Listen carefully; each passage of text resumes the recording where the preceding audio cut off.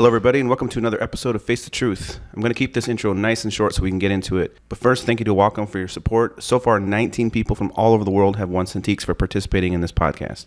My guest this week is an artist that I highly respect. His paintings are so awesome and truly inspire me. His brushwork is honest and so on point, just like he is. It was really great talking with him and just hearing his info and knowledge about his work, his craft. And even though I just met him, I feel like I've known the guy for years.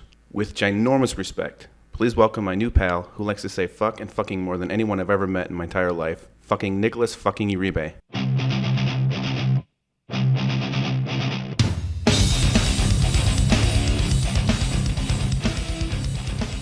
Wait, say it again. Uribe? Uribe? Yeah. It sounds like Uribe. Yeah. You don't have to go like full back. Like, don't worry about it. Yeah, like Speedy Gonzalez. You can't. Yeah, you don't it's totally cool. Don't worry. I got called like when I was in SVA. I got called so much. Like fucking teachers could never decipher like my last name. So I was like, oh fuck it. Everyone fucks up my name too. I get called Seiler and like Seiler, and it's like, geez, come on. My whole thing is you don't say Frankenstein. You say Frankenstein. You know what I mean? Well, there's that movie Frankenstein. So yeah. You know. Yeah. Well, hey man, we are rolling. So thank you so much, man, for doing this with me. This is really, it's funny. I have to get this off my chest right away, because I think it's I don't know. I think it's funny, but I think you'll probably find it's funny. I'm a huge fan of art. I love art. I love drawing and painting, but I spend most of my time drawing and painting. I don't spend a lot of time looking at other people's art. Unless I'm going to a museum or something like that. The thing I love about Instagram is every once in a while, some artist will randomly pop up and I'll be like, God damn, that's awesome. And that's what happened with you. And no offense or anything, but I never heard of you before. No, dude, that's totally cool, man. I never heard of you before. I didn't look and see how many followers you have or anything like that. I just liked your work immediately and started following you. I was like, oh, this guy's badass. This is right up my alley. But the funniest thing is, when I asked you to do this podcast, it was because I'm a fan. I really like your work. I think it's really awesome. You have a slight exaggeration that you do every once in a while that I just think is beautiful. I'm a huge fan of just brush work and painting, and the way you apply your paint is just fucking awesome. So I wanted you, that's why I asked you, you want to do in the podcast and everything. Mostly because I thought, hey, I want to share this guy with everybody because he's so goddamn awesome. Then afterwards, after I posted that you were going to be a guest, I got so many messages and comments like, oh, he's one of my favorite painters ever and all these kind of things. You got to ask him this. That's cool. Blah, blah. And then I'm like, dude, man, a lot of people know this dude. I had no idea. And then I went back to your Instagram and I'm like, you're like 100-something thousand. That's crazy awesome. So I'm just letting you know from the get-go that I'm like, wow, this guy is, I guess people already know who you are. So no, dude, that's awesome. And I thought I was doing you a favor, and now I find out you're doing me a favor. Oh, fuck that. Come on. That's not. I'm just busting your balls. But man, seriously though, thank you for doing this. And it's awesome. My pleasure. The podcasts that I've done, the ones that I enjoy the most are just talking to another artist because, we're pretty far apart and, I guess. Same time zone though.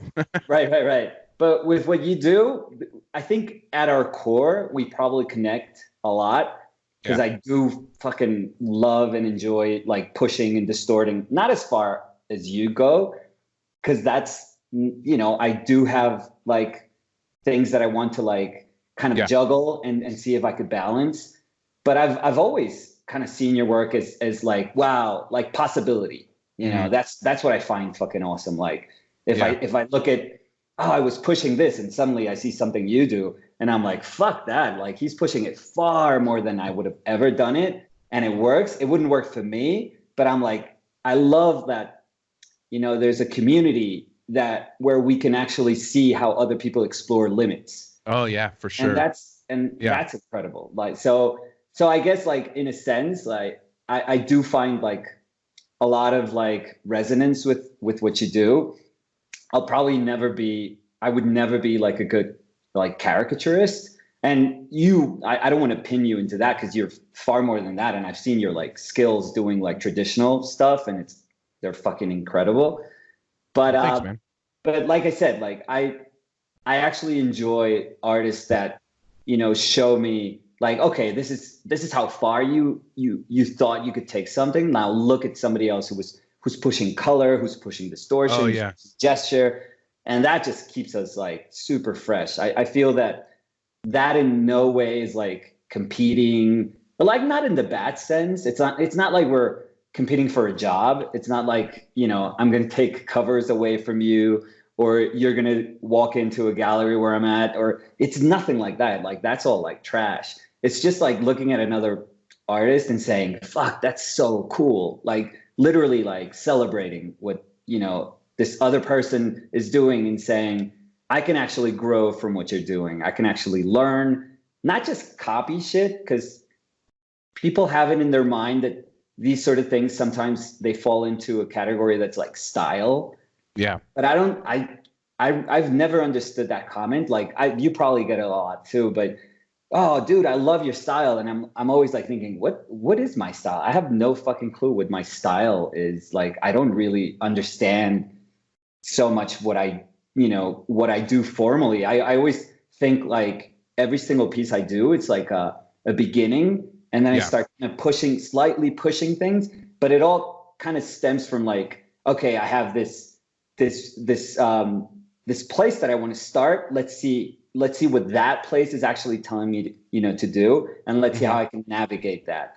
So in that sense, I'm like, I get like super kind of like confused when people go like, oh dude, love what you're doing with that style, and I'm like, that's cool, dude, but I don't know. I mean, I can see. Here's the thing, I get that all the time too. Like I try to explore all kinds of different things, from caricature to portrait painting to character design to whatever. Like I have a lot of fun trying different things, different mediums and stuff, but I've gotten that a lot, like right away, like, oh, I could tell that was a Seiler right away, But I think that's a good thing, because I don't think you can get away from that, really. I mean, you do like hundreds and hundreds of paintings, you're going to have a voice, you're going to have your own style. I mean, instantly, like when I said, like I see your work on Instagram all the time. I'll see a flash, whether it's a sketch or like a little oil study you did, right away I know it's you. So I mean, it's so weird. It's a language, But I don't know if it happened to you. Like, I think that those things, because a lot of younger people are like, and probably older people too, but they're overly concerned about like finding that. And I always tell people, you can't look for it like that, man. You just have to try to solve things. And that's probably a better way to phrase it. Just try to solve something and see if, in that road where you're trying to solve something, then suddenly you're making decisions that make sense, with the painting that you're doing. Yeah. And then suddenly all that shit kind of adds up. And that's what you would call like a manner of working, like a style. But I always tell people, don't look for it. When you're looking, if you're looking way too hard for it, that's not good. That's like a first mistake.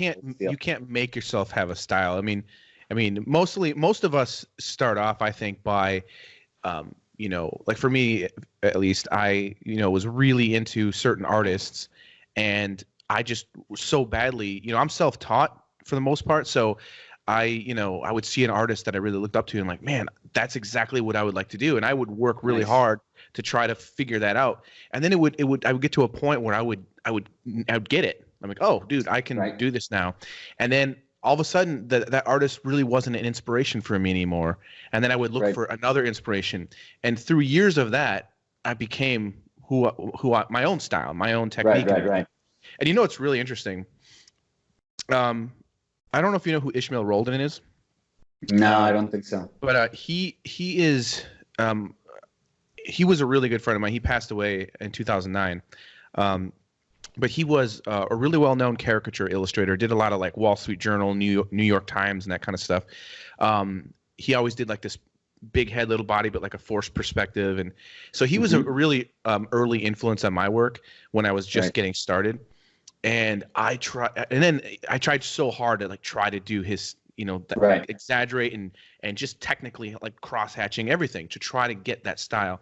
I worked so hard at it. and I knew he was working with acrylics, so I started working with acrylics, and I just started trying to figure out how to paint like him. And then years later, we became friends, and he sent me a couple originals. And when I saw the originals, and this is nothing against him because I love the guy, but it was weird when I actually saw his originals. Right. And I saw in person, like, because I only saw him in print really small. And when I saw the originals up close, I realized, oh my gosh, he's like simplifying things so much more than I thought. Because at a shrunken size, I thought he was doing this crazy stuff. And so by me studying his small print stuff, I became even more detailed, right? Nice. And so when I saw his originals, I realized, whoa, I'm way more detailed than he is. Like, yeah. That's so awesome. I accidentally learned from something he wasn't even doing just because I was studying the other version. So it's like kind of that strange. Story. You know? It's like that story of Franklin Booth. Do you know him? Like a pen and ink illustrator. He was fucking amazing, Franklin Booth. But it was the same thing. He was.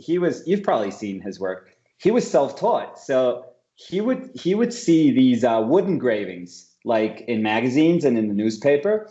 And he would be like, how the fuck did they do this? And he had no idea they were actually wood engravings. So he actually thought they were pen and ink.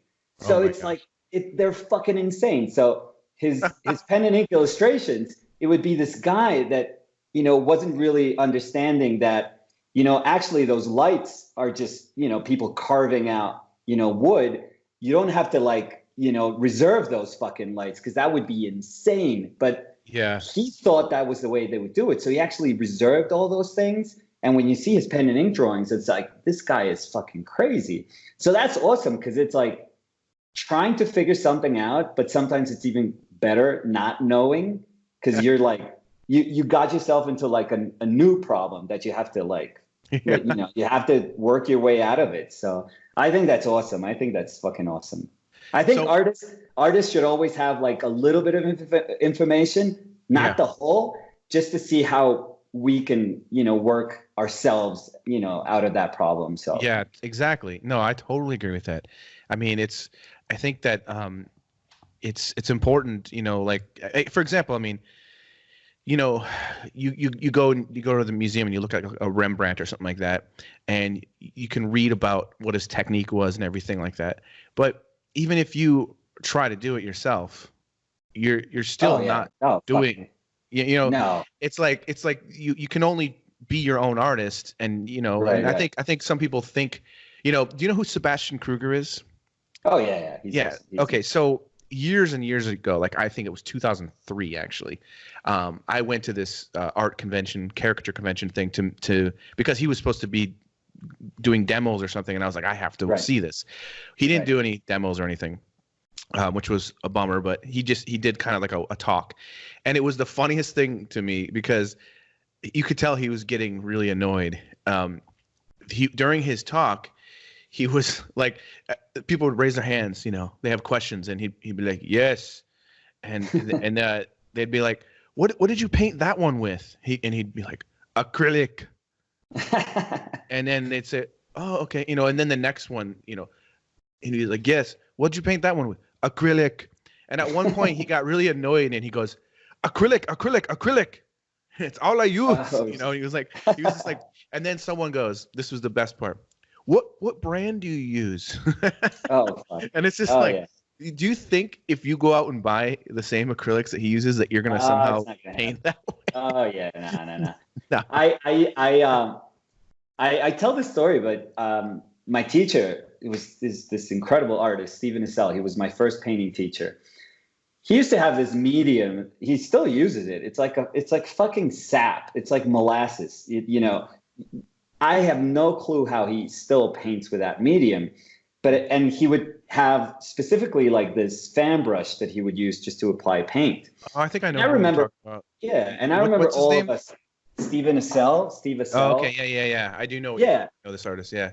And we always thought that like, oh yeah, we're gonna fucking buy the same fan brush. We're gonna mix the same medium, and it's like poof, and then you paint like him. Fuck no, we felt like such idiots because it actually makes you realize how far you are from this person that actually understands like his or her own, materials. So yeah, that never works. That never ever works. No, it's funny. It's really, I get asked all the time too, like, I like, what kind of brushes do you use and stuff, and my favorite thing is, there is the specific brushes that I do enjoy using when I work with oils, but like for the most part, it's like I literally go to the art store and I just like oh, this one seems nice, I just buy it, you know what I mean? It's like, I mean, I pick them like that too. Yeah. And I am that person where, that thing that they put in the art stores that it's like, please do not lick the brushes. I am that asshole that's like, oh, this is good, and I fucking lick the brush, I put it back. Yeah, it's terrible. Nah, it's fucking horrible. But funny. Regarding what you were saying, I remember I remember years ago, I went to school with James Jean, and I remember James actually, some years ago, he posted like this whole file of, like a PSD file where everyone could see all the layers, every single Photoshop layer for one of his illustrations. Yeah. And he was like, I'm just going to put this out there. You can download it, fucking go crazy. See exactly what I do. That's awesome. And I thought it was so fucking killer of him, because he's just, he's like saying, this doesn't matter. It's not like you're going to fucking do every single layer that I do. It doesn't, it'll explain how I do things, but it doesn't mean that now you have to do the exact same thing. So yeah, people sometimes hold on a little bit too tightly to like, it's very specific ways of how to do things. In digital painting, it's always like, oh, dude, what's your brush set? And yeah. I remember I did a bunch of backgrounds for an animation short, and I had painted in Photoshop but like fucking nothing, and they gave me like this one painting, like test painting, to see if I could do it right, and I was like, I spent like a fucking week just figuring things out, and they were like, yeah, oh yeah, that looks good, like, you could do all these backgrounds, and I was like, fuck yeah, but dude, I think like a painter. So I did every fucking painting in a layer, one layer. It was like one fucking layer. I don't adjust, like I don't know how to adjust shit. Like I know how to use Photoshop, but I wouldn't adjust levels. I wouldn't adjust anything. It was, I don't filter stuff. Like I think like a painter. So I just put the color, like I'm always looking for color relationships that work. And I'm like, dude, like I'm painting what I want to see. I don't need to then adjust shit. But I remember the first time they were like, oh yeah, that looks fucking cool. Like, could you fucking change the sky? And I was like, fuck me. And they were like, what happened? No. I'm like, I'm going to have to repaint the whole fucking thing. And they're like, what are you talking about? Just fucking pick the layer of the sky and just change it, adjust it. And I'm like, what layer? What fucking layer? I'm like, it's just a paint thing, because that's just the way I think. So I could never think, I did, I don't know how many of those, probably over 30 backgrounds, and all of them were just a single layer, because I couldn't think. And every time they had like a comment, they were like, dude, we're so sorry. Crazy. Yeah, they were like, dude, we're so fucking sorry, but could you fucking change like that a little bit? And I was like, okay, but now I'm going to have to change all these edges. And you see how that little light reflected on this, and how that color was actually like in the little bit, I'm going to have to change everything. And they were like, fuck me. So every change, it was like an extra day and a half probably for me. I like so I'm pretty much the same way. I've done a few interviews throughout the years and stuff about digital painting, and right. I have like a love-hate relationship with digital painting, because I personally, I taught myself traditionally, and that's how that's my favorite thing to do. And I only started painting digitally for the sake of survival, basically. Like I've got to just, figure this out. So, I had like my first few paintings that I ever was doing for commissions for magazines. They were all on like one layer. Everything was right. I did the same exact thing. I would just paint, and I started slowly doing certain things, like where I realized, oh, hey, if I, hair is layered. And right. if I can get like a more realistic feel, if I start painting hair on different layers, I can like, create a layer on top and do little soft ones and then kind of blur them a little bit. And, as I would start to figure certain things, but then I would flatten it when I was done because like that part's Right. done now. And I would just keep working. But what's been happening to me, even this a painting I was working on a movie poster thing project this week.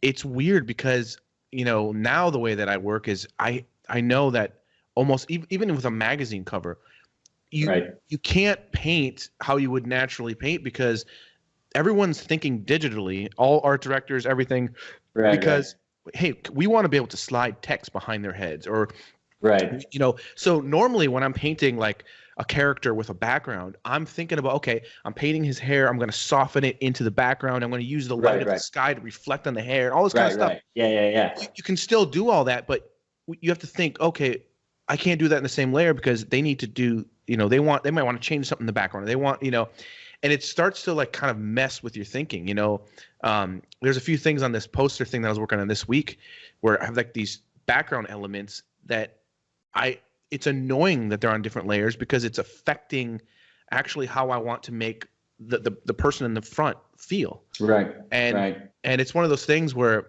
I just want to flatten the whole thing or I just want to paint on top of it. And it's every once in a while I'll make that decision where I'm going to, I'm just going to do, and then, and then there's changes. They're like, no. Yeah, I get it. No, I totally got it. Like, and in the end, like I was looking at these and animation, it's like fucking, cause you got like a whole team waiting for you. It's like, dude, like we need to composite this whole thing together. Like we're waiting for you. So it can't just be this thing where, I'm the painter saying like, oh, I gotta change everything. I gotta tweak everything now. It's like, fuck, dude, come on. No, it's like, just suck it up and like figure out a way to like work this thing on layers where we can make it actually efficient. Oh yeah, totally. Yeah, I guess that's the one thing that I don't, as a painter, and I've like for the last over 20 years, I've made my living just as a painter.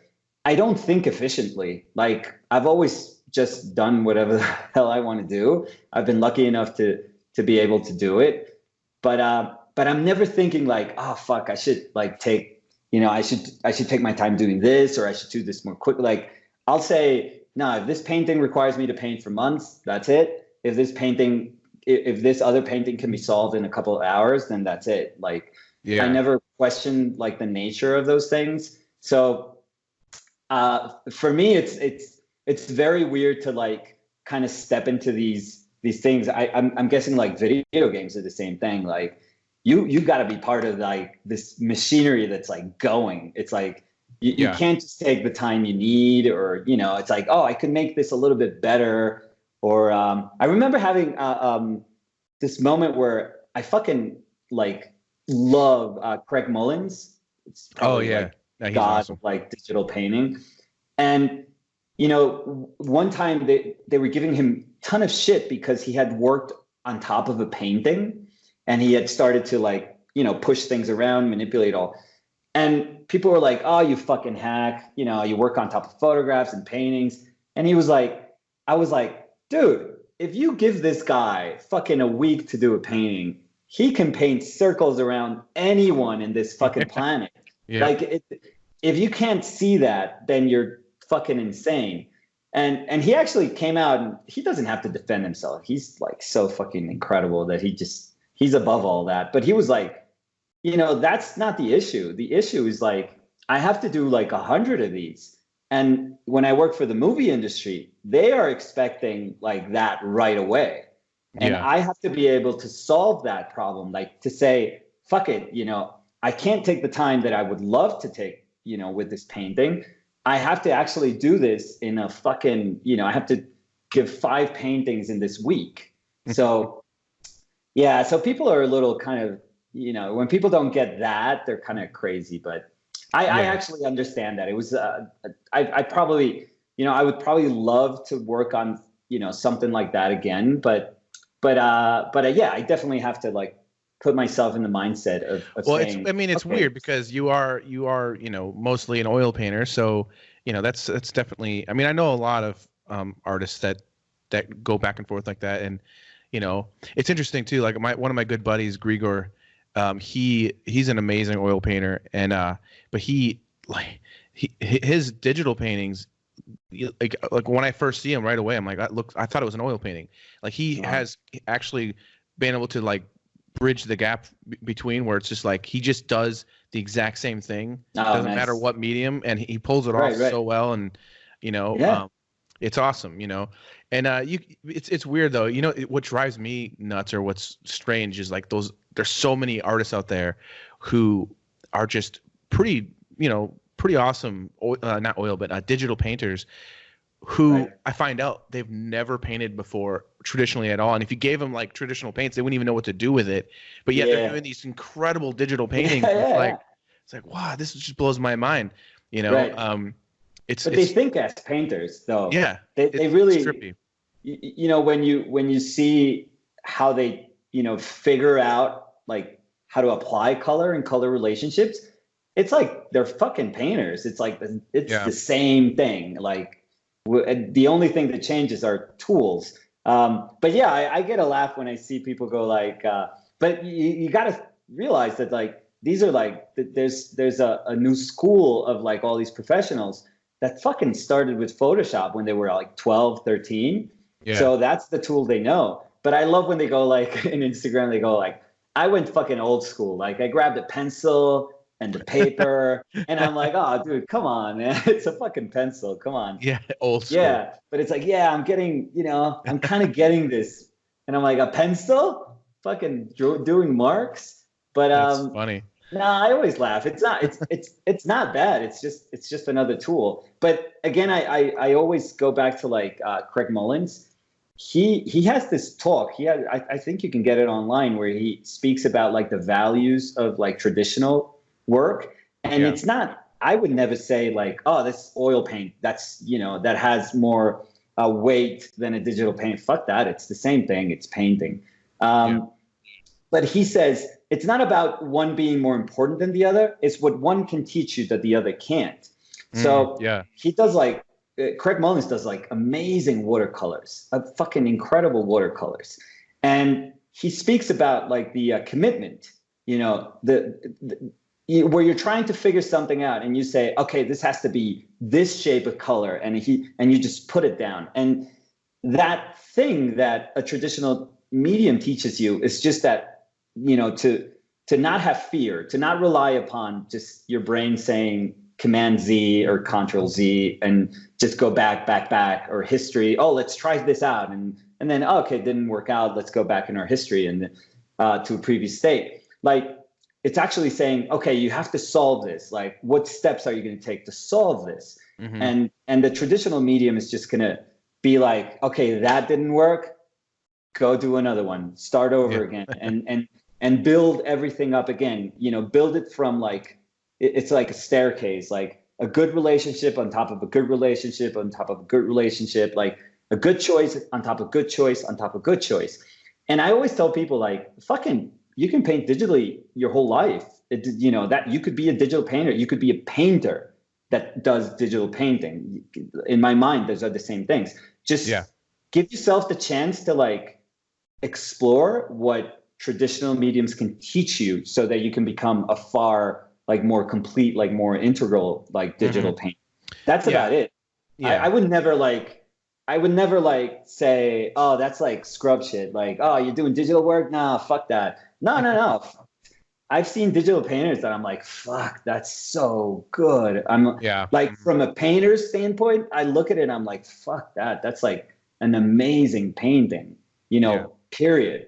So but it's just like balancing things out. That's all. Yeah, I find that it like painting digitally has helped me become a better traditional artist, and my traditional paintings make me a better digital painting. It's like I learn from both things. Every time, the thing that I like to basically pull out when it comes to the whole digital thing is, because you can work so much faster, you learn how not to do things faster. Like you learn, hey, this is not working. I'm not going to do that, or you can, I don't know, you know what I mean? It's almost like the Matrix in a way. Like you can plug in a little bit and you can make mistakes.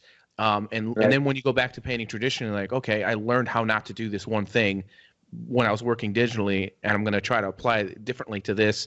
And then, when I'm working traditionally, I'm like, oh, I love how, just this texture or this brushstroke and that sort of a thing. And then I'll mimic it when I'm working digitally, Cool. So it's just one of those things where it's like a back and forth where, it's so annoying when you've got people out there that are like, these traditionalists who are basically like, talking down to digital art and that sort of a thing. I've experienced it a lot with different art shows and stuff. And it's weird. It's because it's like, ridiculous.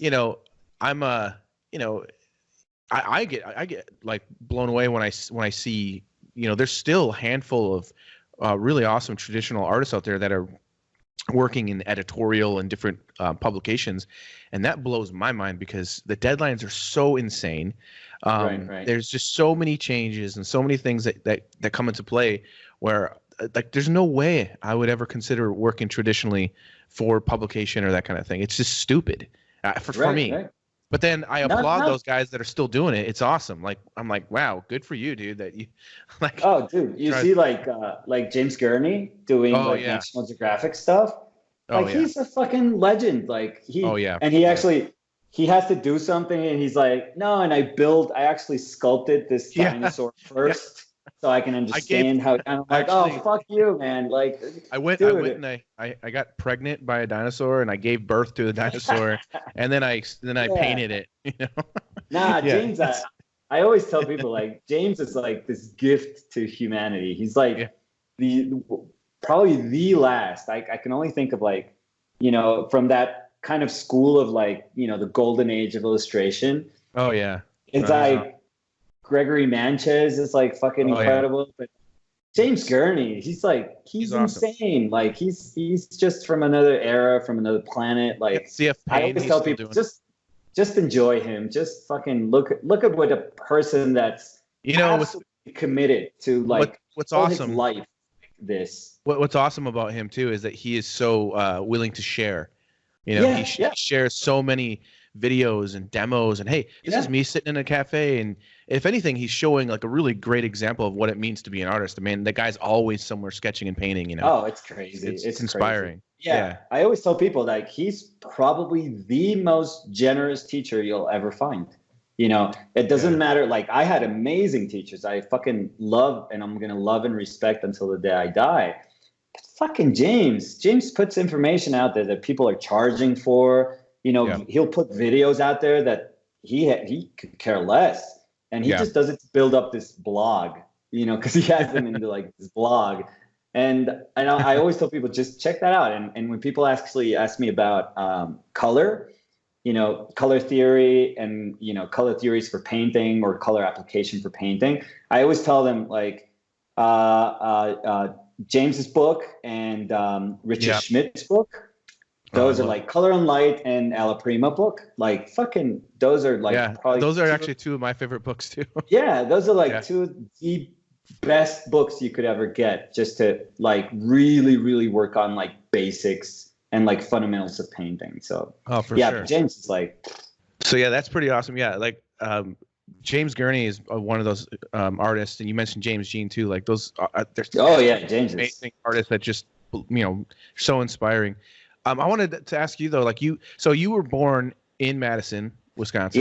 Which is interesting because I was born in Green Bay, Wisconsin. So I'm, I've lived in Chicago for over 20 years now. So I feel like I'm a Chicagoan, but Wisconsin's always home.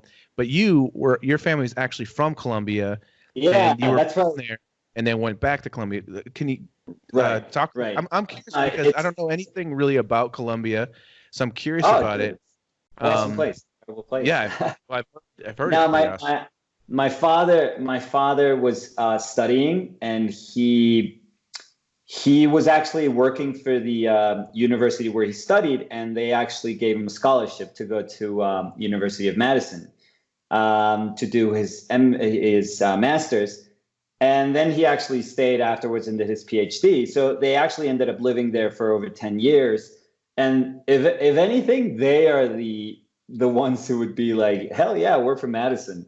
Yeah. But dude, I was born, and then like year later or a year and a half later, my parents went back to Bogota, where I am right now.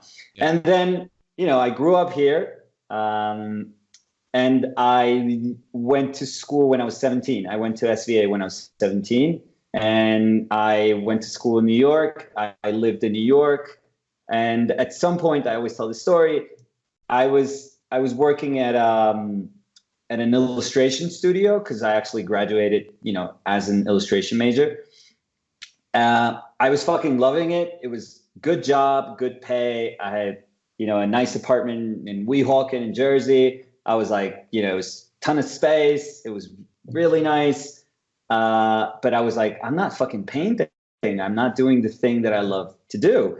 Yeah. And I had to make a super tough decision because I was, I at the time I was with my girlfriend, but I had no family there. Like I had nobody there that could help me out. So my choices were like, okay, so you either keep working so that you can maintain this job and this life and this apartment and, just pretty much living in New York, or you could go back and just paint your ass off and just follow, this thing that you're saying that you can't do. So I always tell people that's like the first moment that actually made this huge decision. And it had weight for me. Like I was because, Colombia is like it's a small country. So me being, in New York and actually coming back was like feeling like fucking, I failed. Like, all this effort that I put into all these years, like it's going to be good for nothing because I was actually living like this awesome life. But now you have to go back and you have to say, I came back because it sounds like I couldn't make it. I just couldn't fucking make it. And that's why I think that's why for me, painting became this incredibly important thing because it wasn't just about, coming back. It was about, fuck it. If I'm going to come back and make it feel like it's this enormous sacrifice, which it actually felt like at the time, then you fucking better do, you better do it this, like the surface that it deserves. Like you better put like effort in, you better work your butt off, you better have like a plan, so I was like, this is going to be my life. There was nothing there was no safety net. I guess safety net in the sense that I came back like to my parents' house and they were like, yeah, you can stay here for as long as you want. And I actually had like probably money saved for like a year to work. But I was pretty much saying like, I want to be a painter or I just want to fucking die or because I have nothing else. Like yeah. I threw everything out just to be this person. So I think that's what pushed me. Like that's what actually really, really pushed me. And it wasn't just about, oh, I want to paint. It was like, no, like I gave up what I understood was my life so that I could do this. Mm-hmm. So I was like, fuck it. I better work my ass off and kind of understand if I really am capable of like being a painter, of living, making a living as a painter, of understanding myself as a painter, like linking my life with painting. I from the beginning, that was like, for me, that was like it. So tough decision, proved to be like an amazing decision. I've, ever since I came back, I've been here. I got married here, I got divorced, but I have like my 2 kids that are fucking incredible. And now I have, a girlfriend who I, totally love. And I've been able to travel like fucking everywhere doing workshops. I've been showing my work, throughout the years, I've showed my work pretty much everywhere. So it worked out. Awesome. It worked out. And do you do,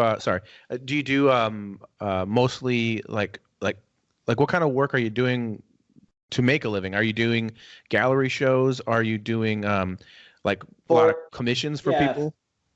I think I've done everything. I think one of the things that we have to understand, and you being also like an illustrator pretty much, we understand that like we have to be resourceful. We don't have like, there's only a handful of like painters and illustrators like in the world that can honestly like sit back and say, oh, I'll fucking choose the jobs that I want to do.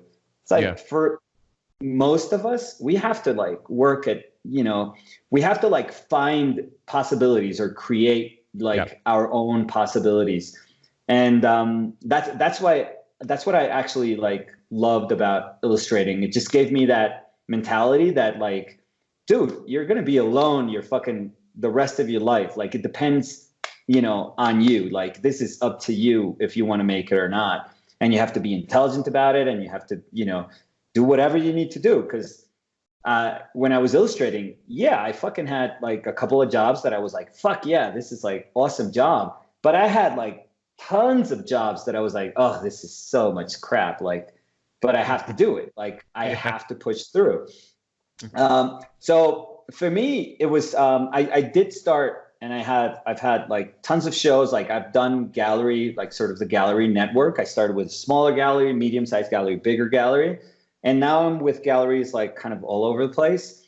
But just recently I've understood that I'm from a generation, I don't know about you, I think we're kind of close in age, where I was taught that you had to go through like the gallery road and just, start with a smaller gallery, group show, then grow, then sell, grow, sell, grow, sell, go to a bigger gallery, fucking biggest gallery, and then become a fucking Damon Hirst and be a millionaire and be happy, apparently.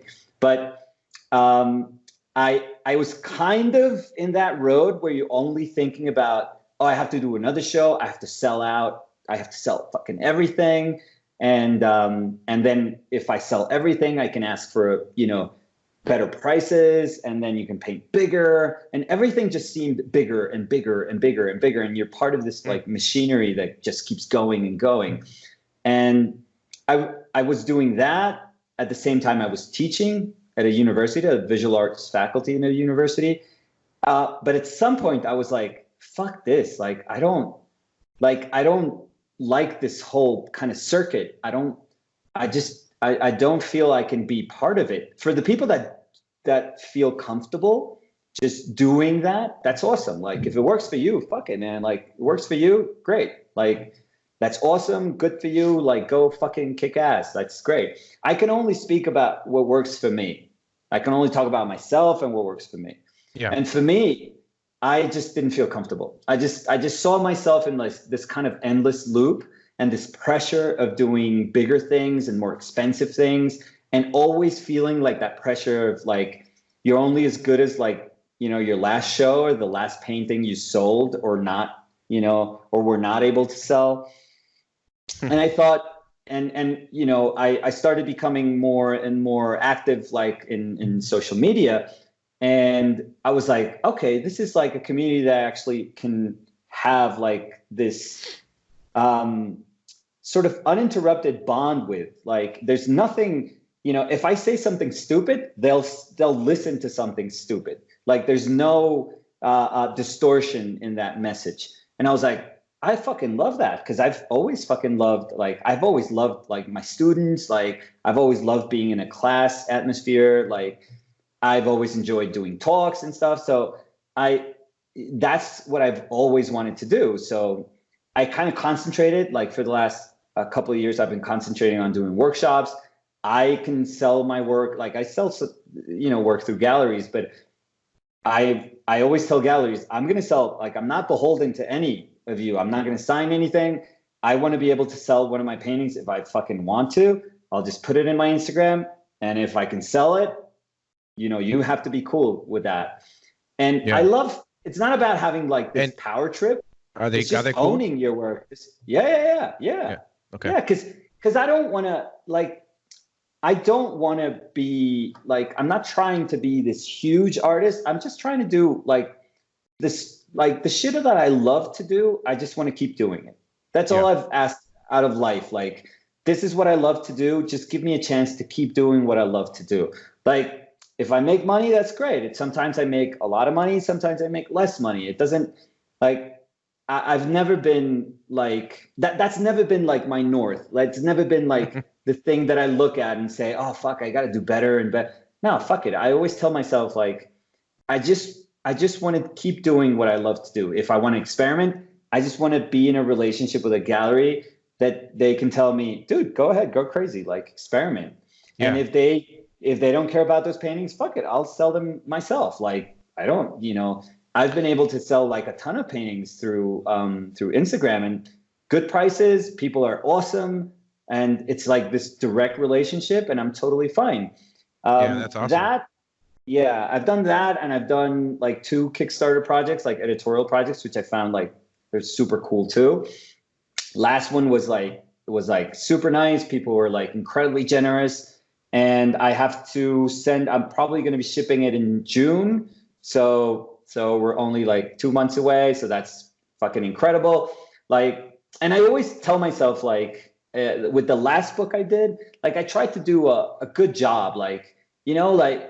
I always believe that the only way you can actually build like relationship with people is just doing a fucking hell of a job. Like I'm sure it's the same with you. Like if somebody tells you like, oh, we need this fucking cover and we need like this amazing, you fucking work your ass off, because you kind of know that like if you do a great job, that's gonna open so many other doors. Like and people are gonna be like, dude, working with this guy has been like incredible. And look at this cover. Like it's fucking incredible. It's the same thing with everything. Like if I do a workshop, like I try to really, really fucking like work my ass off. Like if I'm there with people, I'm like, I need people to like see me like literally being present with them, working for them. And it's worked out like incredible. So I always feel like one door opens another one and opens like bigger relationships. And so right now I'm happy with where I'm at. I control like probably every aspect of what I do. And that for me is like priceless. Just, I don't know if that's great. I'm sure there's other people that are, other artists that are far wealthier, that are doing far better, that are painting like these incredible paintings, that live in like amazing homes, that fucking work for incredible galleries. And all of that is just incredible. Like I celebrate all of that, but I'm happy with where I'm at. So I don't need much more shit than that. Like, no, that's great. Like my kids are doing fine. Like they go to school and great schools, and I can pay for those schools. So it's like simple things. So I'm curious, just because like I said, I'm from Chicago. I have no idea. What is it like? What's it typically like there in Colombia, as far as where you're living, your lifestyle, Bogota, and everything? Bogota, actually, it's probably like closer to like Chicago than we don't have like crazy weather. Like you went through like a fucking insane weather like a couple of months ago. Yeah. But no. Because we're in the equator, we don't have seasons, so we're not gonna get like snow or like any. But Bogota is actually higher up than Denver, because we are actually like in the Andes, in the mountains. So it's actually really high up. So it's not like this tropical, kind of place that people think the whole of Colombia is. Colombia is like crazy diverse country. But the capital, which is Bogota, which is the city I live in, it's just your fucking big city. It's just a really, really big city. And that's why I felt like comfortable like in New York. And that's why I've always felt, like bigger cities like Chicago. I've been to Chicago, Boston, like bigger cities are like, I always get to a big city. I'm like, oh yeah, this is what I like. And is there a pretty decent art scene there as well? More of it like contemporary art scene. Like painting is not, I don't want to say it's not a thing. I think painting is sufficiently like ubiquitous that you can see it kind of everywhere. But if you look at like the bigger galleries and try to see if they support painting, they probably support like more sort of contemporary languages. And that's totally fine. I've always kind of felt like, okay, so if it's not here, then I'll go somewhere else. Like the world is big enough, and we have ways to create connections that are so accessible to us nowadays that it doesn't fucking matter like where you work. Like honestly, the internet has made everything so much different, you know, and it's amazing. I mean, it's amazing that you know, like 10 years ago, I would never even think about, you know, the stuff that's happening now, or even just what we're doing right now. You know, it's amazing. Yeah. Like I'm hanging out with a dude from Colombia right now. You know, we're talking. Yeah, it's awesome. In 10 years, you're gonna be literally fucking like be like a little hologram. Yeah. You're gonna be like, oh, that's what your fucking studio looks like. And I'll be wearing a Darth Vader costume too. So your technique when you're oil painting, I'm just curious about. I mean, I'm sure you have many different approaches, but I really love like a lot of the stuff that I see you doing. It looks like you're doing like in sketchbooks and stuff too, like smaller. Right. How fast are you doing those? And then, like, what kind of is there like a specific palette that you like to work with? Because like we were talking about style before, but there's a familiar like feeling in your palette that I see it's hard to explain, but I'm sure you know what I'm talking about. But No, it's a very kind of I call it like a workhorse palette. It's a very, I mean, and it probably comes from like just years of trying to figure out color, because what I thought I understood about color coming out of school was like fucking nothing. I mean, I was just kind of emulating the color decisions that my teachers would make, but I never really understood color. So I actually put it upon myself, like to say, okay, you have to figure this out and start really small. So I started with a 20 some odd palette and fucking, reduced it to like literally 2 color, like black and white, and then started to add color, so that I can understand how the introduction of a color would affect every other like permutation in the palette. And I eventually got to like a very kind of simple, it's almost like a Baroque palette, because it doesn't really have colors that, let's say like post like 19th century colors, maybe. It doesn't have anything weird to it. So I usually use titanium white, yellow ochre, cad red, alizarin, raw umber, and ultramarine blue. Like fucking almost 95% of the paintings that I do. That's pretty much what I use as well. Yeah. Very small palette. Like it has 2 earth tones, 2 reds, just a cool and a warm one, 1 blue. You could probably pick whatever blue, like if you want to put cobalt there. But I think ultramarine is like this little kind of like I said, like a workhorse blue. But that's about it. Like my yellow is like an earth tone, really. Yeah, I only use yellow ochre. I hardly ever use like a cad yellow or anything like that. And the reason I do it is because I was really, when I first started teaching myself how to paint with oils, I did the same thing. Like I started real like 3 colors, just trying to figure out values and everything. And and then I started basically using the Zorn palette, but I didn't know what the Zorn palette was. I just did it on my own. Like I was like, I really kind like of intuitively. Like this is really nice. And my dad's a painter, and he goes, oh, I see you've been like really getting into the Zorn palette. And I'm like, that's awesome. And then he told me about it. And then I started looking up Zorn, and I'm like, oh my gosh, this guy's awesome. Oh yeah. And so then of course I started really exploring it, but that's really like for me the key palette that I normally use. I mean, I like to keep it simple. If there's too much, like I've seen, I love Jeremy Lipking's paintings. I think he's an awesome artist. But I remember watching some kind of video of him painting once, and it looked like there was 100 colors on his palette. And I was like, what's happening? It's like, dude, like I'm used to driving a tractor, and you're flying a fucking jet. Like what's going on? There's too many toggles. There's too many. I mean, he's an incredible painter. He can actually kind of navigate that palette, and he understands his palette perfectly. For me, and it sounds like it was kind of like similar for you. It was just about kind of controlling and understanding like every single decision you make. And if your palette is small enough, like the choices become smaller too. So if you fuck up, you're like, where did I fuck up? And you can actually trace back like your decisions and say, oh, okay, that's I shouldn't have done that or that. And I find it's easier to maintain harmony, within Right. your temperature and everything. Right.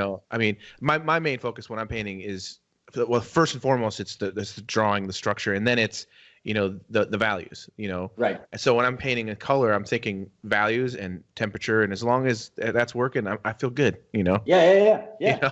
I do. But, I do have like this broader palette that I only use if need be. Like if I'm pushing ochre, let's say if in the yellow hue, if I'm pushing ochre as far as I can, and I have to like work my ass off to push it as far as I can.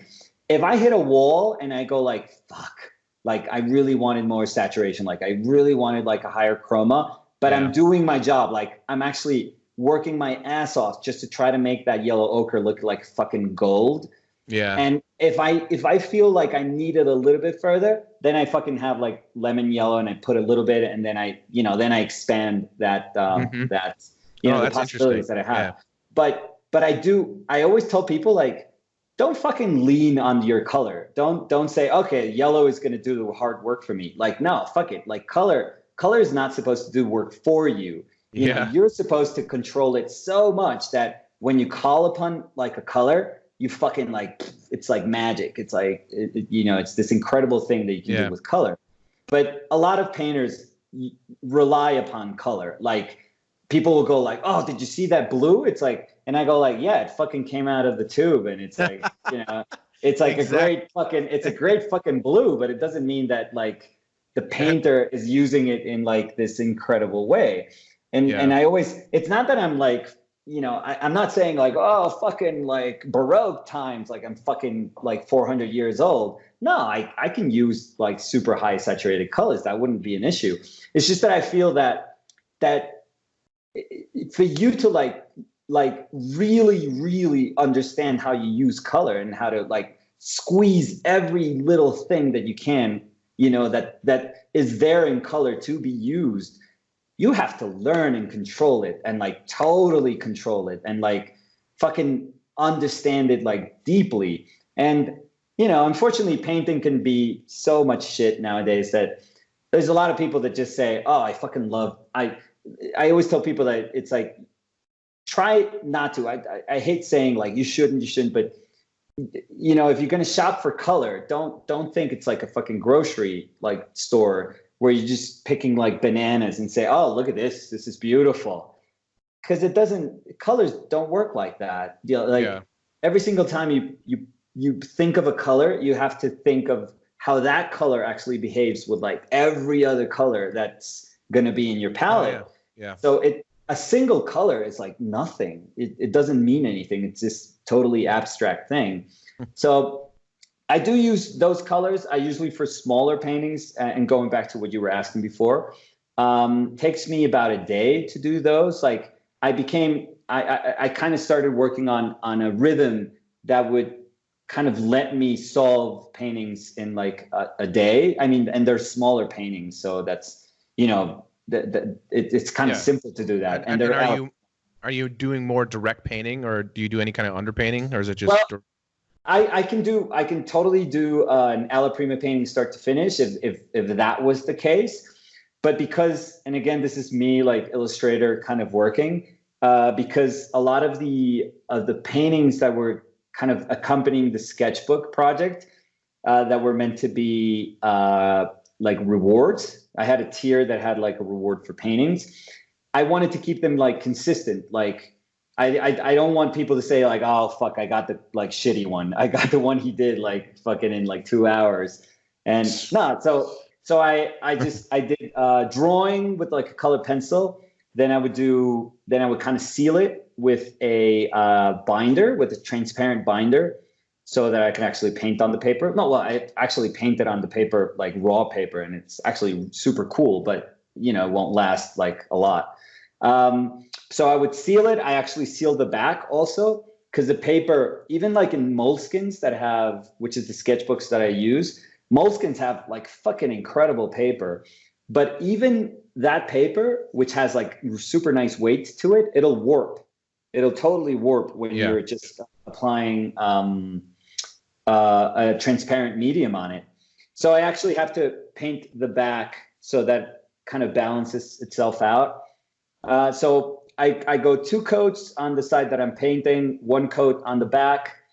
And then once that's sealed, I'll do like an underpainting, like an umber underpainting. And once I'm done with that, then, I paint. So I actually have like a little, I mean, I give every painting the time it deserves, but I do have like, some paintings that are drawn, that are in the drawing stage. Then I go like, okay, I have a little bit of time. I could do the underpainting for this one, and I could start painting this one. Yeah. So it's kind of nice. It's efficient again. So it's one of those things that, I have to be intelligent about it. I have to try and be kind of honor the people that spend, quite a bit of money just having this, backing this reward tier that had the painting, and just showing them, these are going to be exactly the same. Like, whichever one you get, you have to know that it's going to be just as good as, the other ones that I've sent all over the place. So, I got into that, but usually, which is very weird for me, I had never like drawn before. Like I would always draw with my brush, like maybe thin down paint. I would draw with the brush, but for this project, like I was fucking drawing with a colored pencil, and I was fucking loving it. I'm still loving it. Like I'm like, whoa, it's so nice to have that element of drawing within my painting. But I used to never have that. Like I used to just block in with a brush and like solve. You can kind of see that in some of the work too. You can see some of the drawing a little bit, some of that feeling. I think it's awesome, man. It's thanks, man. And are you using a medium, or is it direct paint? So I've been trying to cut my solvent from my paint, understanding that if I cut solvent, like there's going to be a ton of shit that I can't do. Like I've been painting traditionally for years. And in the same sense that I actually had to like re-establish my palette and like fucking take all the colors out and then start to introduce them like one by one. I had to do the same with medium, because I realized I didn't understand shit about mediums. And I started reading a ton. I actually went to forums, asked a lot of questions, like testing things out myself, and years of doing that. And I became like super close to like traditional mediums. And I probably did hundreds of paintings with like traditional mediums. But there was a point, and I remember the point where I had like I was working on this huge painting, and I actually had to sleep with it. And I was working on with very traditional, like kind of glazing mediums. So it was like high solvent, resin. And I was actually sleeping like a couple of feet away from the painting. And it was killing me. I was fucking dying. Like I would wake up and my throat was like, just burning. And I was like, oh, this is not good. And I would like crack open a window and kind of like stick my head out when I was trying to sleep, because I was like, this is fucking insane. So I remember from that moment, I started like saying, okay, I got to be a little more intelligent about like the use of mediums. And it's gotten me to this point where probably most of the paintings that you see me do are just paint, are straight paint. Now, I'm obviously sacrificing a ton of things. Like you can't glaze when you do that. Like glazing is totally out of the question. So it was more of me saying, okay, what am I going to gain? Well, I don't have to fucking deal with all this, solvent while I paint. What am I going to miss? Well, you can't fucking glaze anything. Like, that kind of thin down paint, even if it's like an initial layer or like afterwards, if you want to glaze some, you can't do it. And I was like, okay, I'll come to terms with that. Like, I'll just paint color on top of color on top of color. And I'll just think about that, just kind of tiling my color, like making like super bold decisions and just putting shit down and just kind of letting it be, which is awesome because it's taught me how to be like, I always felt that I was pretty kind of fearless when I paint. Like I'm not afraid of putting paint down, but this is kind of taught me how to control that, but still be, even more fearless, like putting down decisions. A lot of people think it's like gouache because I guess they associate it with like these kind of pure gouache strokes. But no, it's just color. It's just pure color. Now, the one thing I did initially when I was working on the sketchbook was that because it was a sketchbook, I was like, oh, fuck this. Like, if I did a painting, like I need this shit to dry so that I can't just wait for like a week and a half for this thing to dry so that I could do the next page or the next spread. Like, so I bought, so I would use like the tiniest bit of liquid, like an alkyd medium.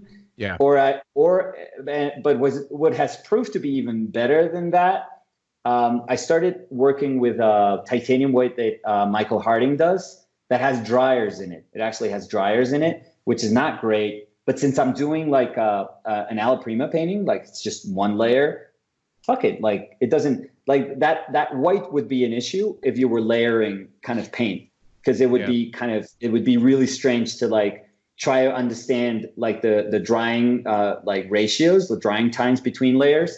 But since it's just one layer, that white is like crazy. Like the painting that I did yesterday, it's touch dry right now, and it has like, you know, impasto. It has like kind of thick brush marks. That's awesome. So it's I've been using that, and it's worked like incredible. So yeah, that's it. That's really cool. I eliminated solvent for my medium. If I use medium, which is rarely, I'll use liquid or like any alkyd medium. It doesn't matter, like whatever you can get, but just very, very small amounts, like super small amounts, like nothing almost.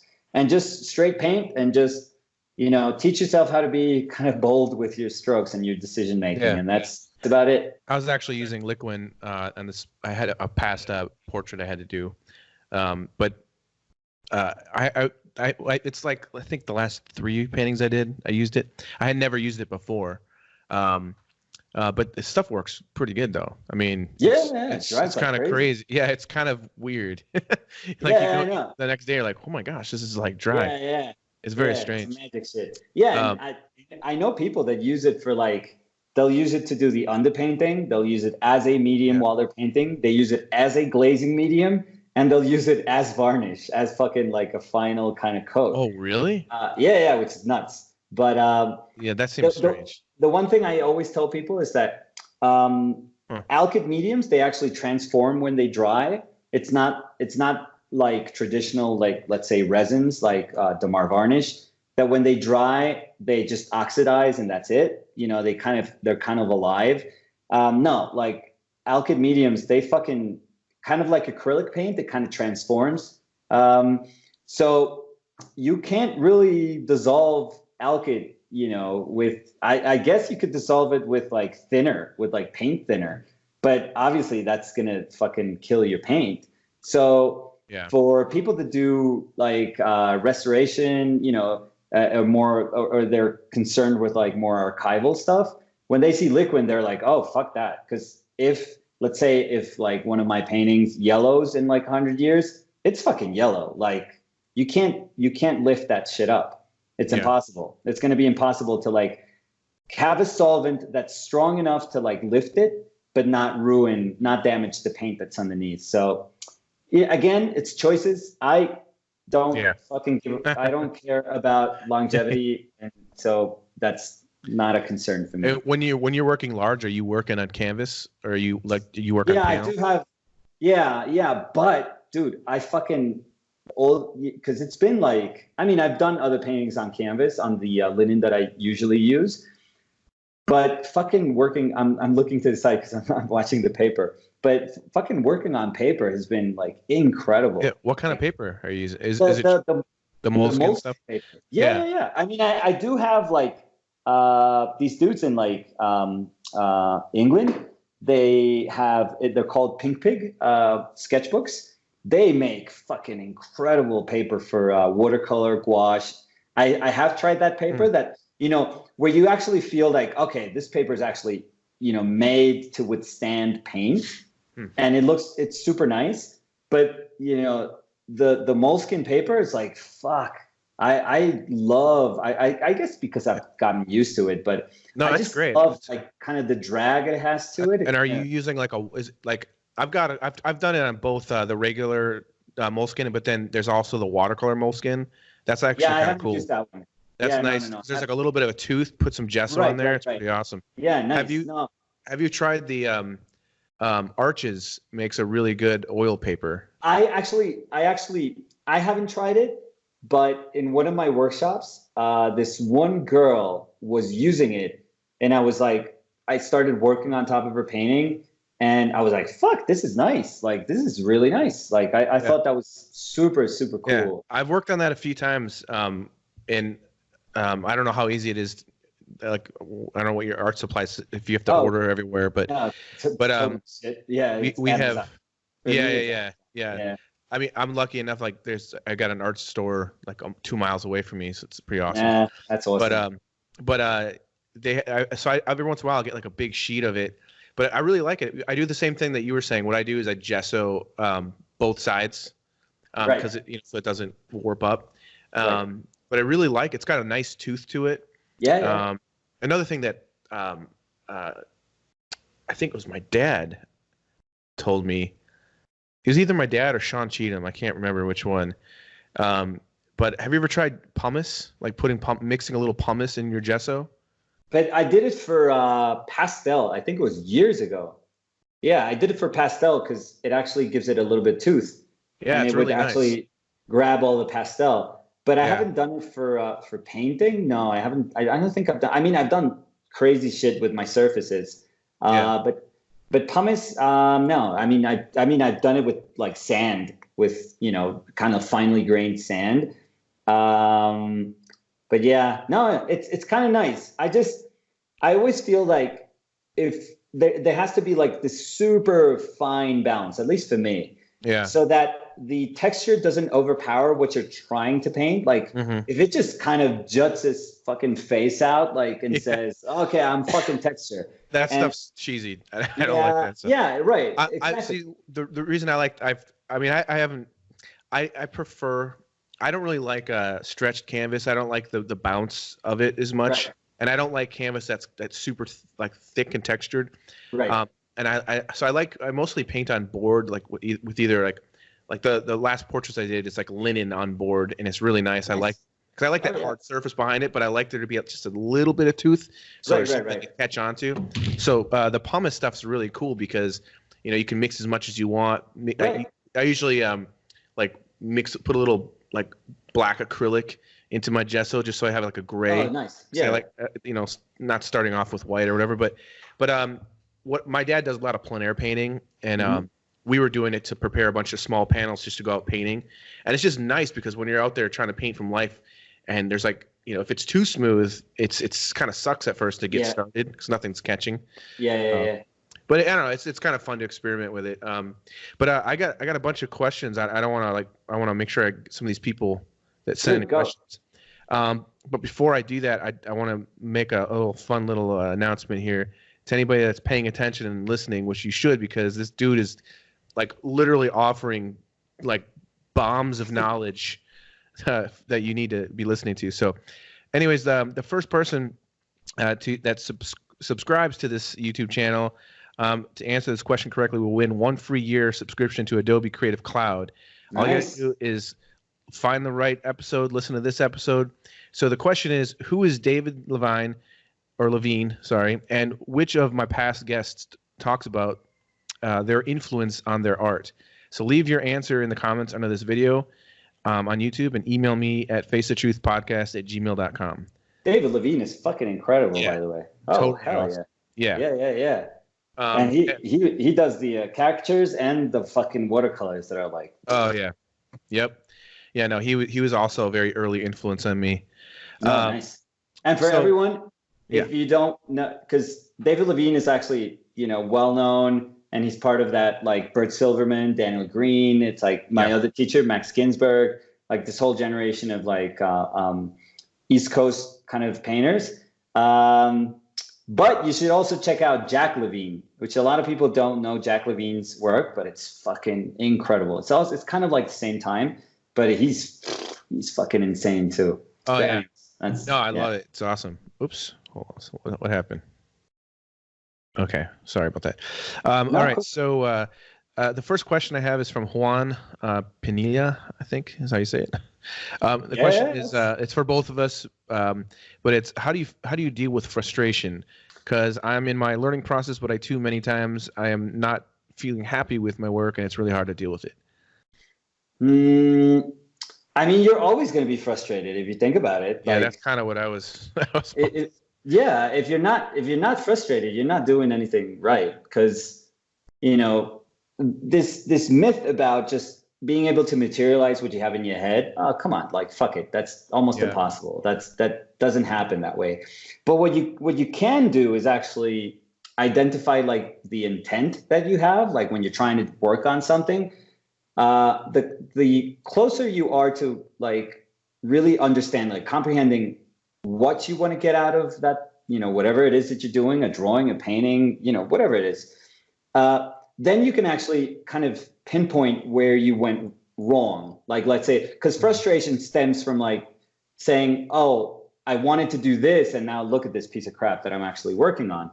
But 99% of the time, or maybe, I don't know if you're in art school or not, but you're by yourself, you're alone, and you have to figure things out on your own. Like, and if you don't understand what your intent was, you're not going to be able to identify where, you were off, like where you went wrong. So ideally, when you kind of like say, okay, let me kind of trace back my steps and say, what was it I wanted to do? Like, what was it what I wanted to get out of this painting? Then you can start kind of evaluating your painting and saying like, so if that was my intent, why did I do that? Like, that's not helping me. Like, let's say I wanted to create like this atmosphere, and you kind of suddenly see values that are like way off. And it's like, well, that's, that contrast that I have there is actually killing my atmosphere, because it actually should be in this condensed kind of value range. So why did I let myself do that? And so again, if you can identify it easily, you can evaluate whatever you're doing, painting, drawing yourself, which is what we have to do.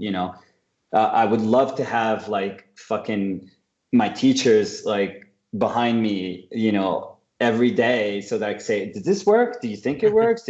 But the truth is, if you want to be your own artist, like you have to start kind of answering those questions. So, on your own. So, yeah, and start with basic stuff. Like never underestimate like the fundamentals of things. So what you were saying, Jason, like fucking like you're always thinking about values. Like values are fucking incredible. Like check your drawing. A lot of people, like a lot of problems stem from like drawing issues. So work on your drawing. And I'm not saying this from like this high place, like, oh, you fucking like scrubs, work on your drawing. Fuck it. Like if I stop drawing for like 1 day or 1 week, it'll fucking show. Like drawing is fucking miserable.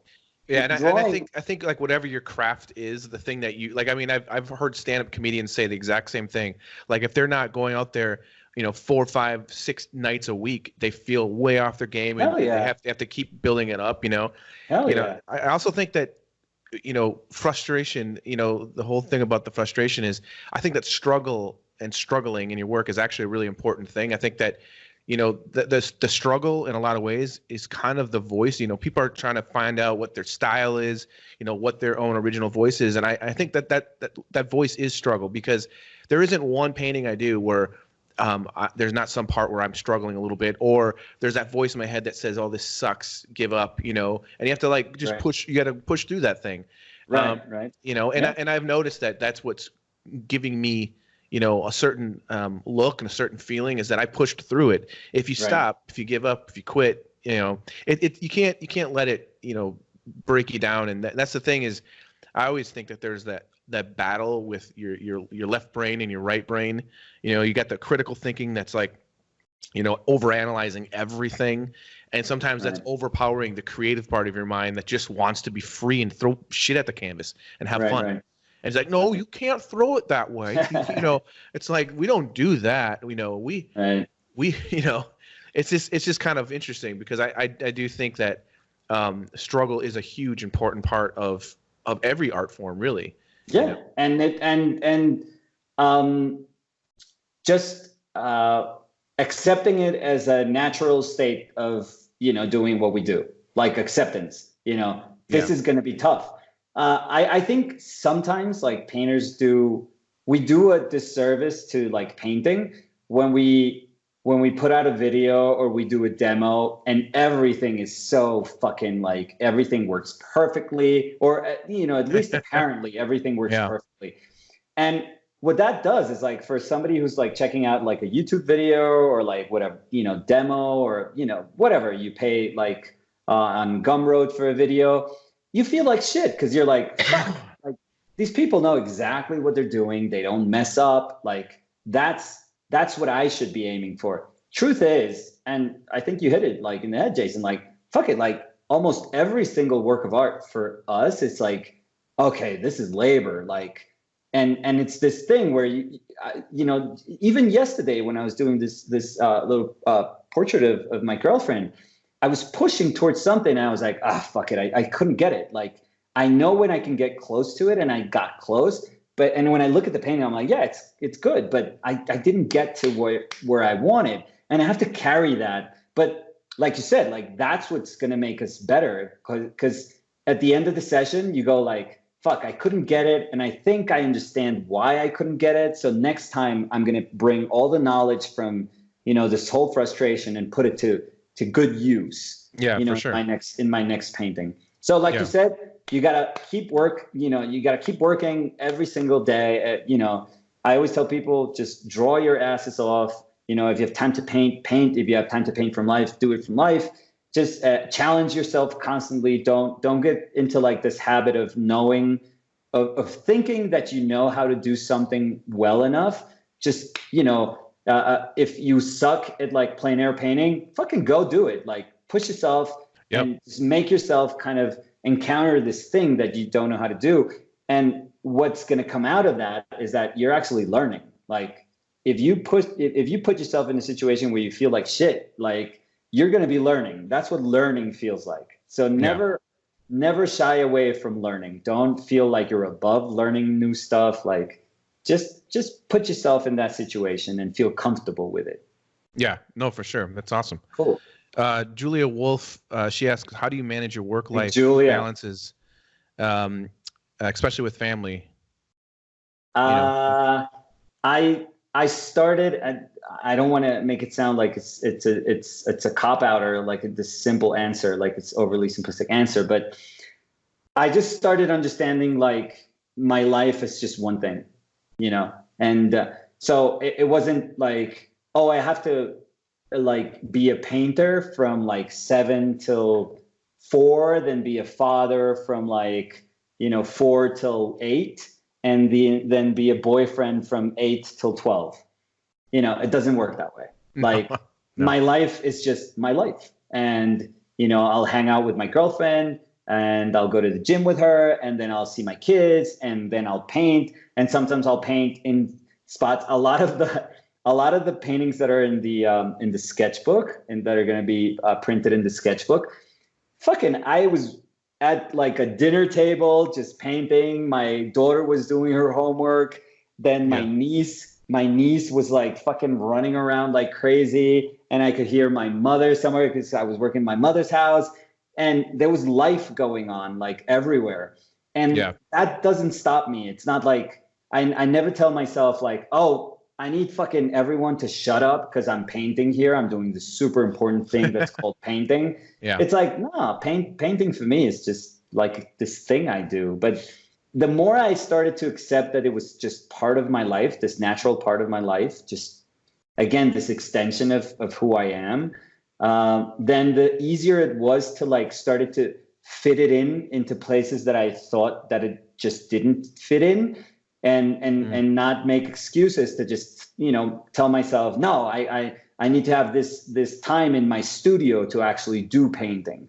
No, or I need to tell my daughter, don't interrupt me, or my son, don't come in because I'm painting. Like, fuck, like they interrupt me like constantly, or it doesn't matter. Like the less I started to fight with all those things and accept that I probably have all the time in the day if I understand that I can work while life goes on.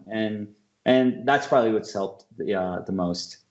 Yeah. I mean, that's a good answer. I mean, for me, it's a little different when it comes to deadlines, because my deadline's a deadline no matter what. Oh yeah.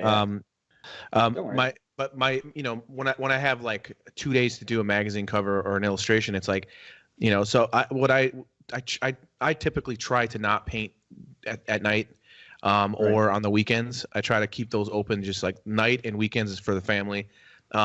If I'm under like crazy deadline, then I'll have to like work nights sometimes. Then I'll, try to take a day off or something and hang out with everybody. But so it's different, I think. It just depends on what kind of stuff you're working on. Right. Yeah. And again, like what works for me, I always tell people, everything I say, it just works for me. You have to figure it out for your whole life and your dynamics with your, partners and your family, your kids, or if you live, your pets, or, whatever. I don't know what's important for each and every one of those people. So but again, it's just being like organized enough so you can identify when you have priorities. Like you said, like if you fucking have to do something in 2 days, like, yeah, people are going to have to understand that you're going to have to be working super hard those couple of days. Yeah. But, but again, and if you can balance things out, that's great. But, whatever works for you. Yeah, no, totally. So this next question is by Ken Coogan. He said, one thing that I noticed with a lot of established artists like you guys is that the majority of them are graduates from art school or art academies and have qualifications from studying either art, illustration, art history, painting, or some other form. What I wanted to ask was, how vital is this period of learning in terms of your development, and do you feel it was a necessary stepping stone to what you are doing as a professional artist? I mean, for me personally, I didn't graduate from art school. I only went for a couple of years. I had a great time, and I did learn a lot of stuff, mostly like painting from life, and drawing and painting models from life. That was really helpful to me with my work. But I don't know if an art degree is anything that really matters as far as being an artist. I think that you can be an artist no matter what. But art school definitely is good for people that need direction and Right. I made awesome friendships in art school. I met just insanely talented people that, if it wasn't for art school, I probably would have struggled to like meet them in another kind of circumstance. I met and still have like this awesome relationship with, my teachers that actually kind of jump started and helped me kind of find, what I wanted to do, which was because I actually started wanting to do comic books and just this one moment where I saw Steve Sell paint, I was like, oh, fuck it. Like, scratch that. I want to be a painter. Yeah. So those things can happen in school, and I would never try to like minimize the relevance and the importance that those things have had in my life. Having said that, last year we had a small show with Benjamin Bjorklund, just this dude from like fucking Sweden who didn't go to art school. Nobody ever taught him how to paint. Nobody ever taught him anything nothing. He's probably one of the most naturally talented people I think I'll ever know, that I know right now, but I'll ever know in my life. Sorry, my baby daughter's upset. Oh, dude, come on, that's my life. So Ben is like this living example of like somebody who's like, who I look and I'm like, dude, look at you fucking gift to like universe. And I mean, he's obviously special, but he just goes to show you that you don't really need any of that stuff. Like, if your goal is to like become kind of closer to let's say painting in the case of Ben, you can build that relationship on your own, again, if you have the discipline. Now, the stuff that comes after that, like socializing your work, and I'm not speaking about socializing like social media, but like where you actually put your work out there, be it a show or some of the media, so that you can actually understand how people, how that conversation actually ends. The one that you started with your painting, and you can go back and forth with your painting, but that kind of activates in a different way when that work actually speaks to like an audience. If you kind of want that, you're going to have to actually start exploring that also. Our school is actually good for that because you are part of this community, your fellow students are part of this community that can help you kind of do that. So again, I don't feel it's strictly necessary. It's going to ask a lot of you. Like I'm sure that when you left, Jason, I don't know your story, but it probably required that you had a ton of discipline, and because there was nobody pushing you to do anything anymore, and it was just you, but if you know that this is what you love and you trust yourself and you know that you can actually instill like this sense of discipline into what you do, into your everyday life, which is something that honestly you're going to need for the rest of your life if you want to be an artist, then fuck yeah, you can do it. And then just hang out with painters or other people that are like-minded in shows, and just, go and meet painters, just write to them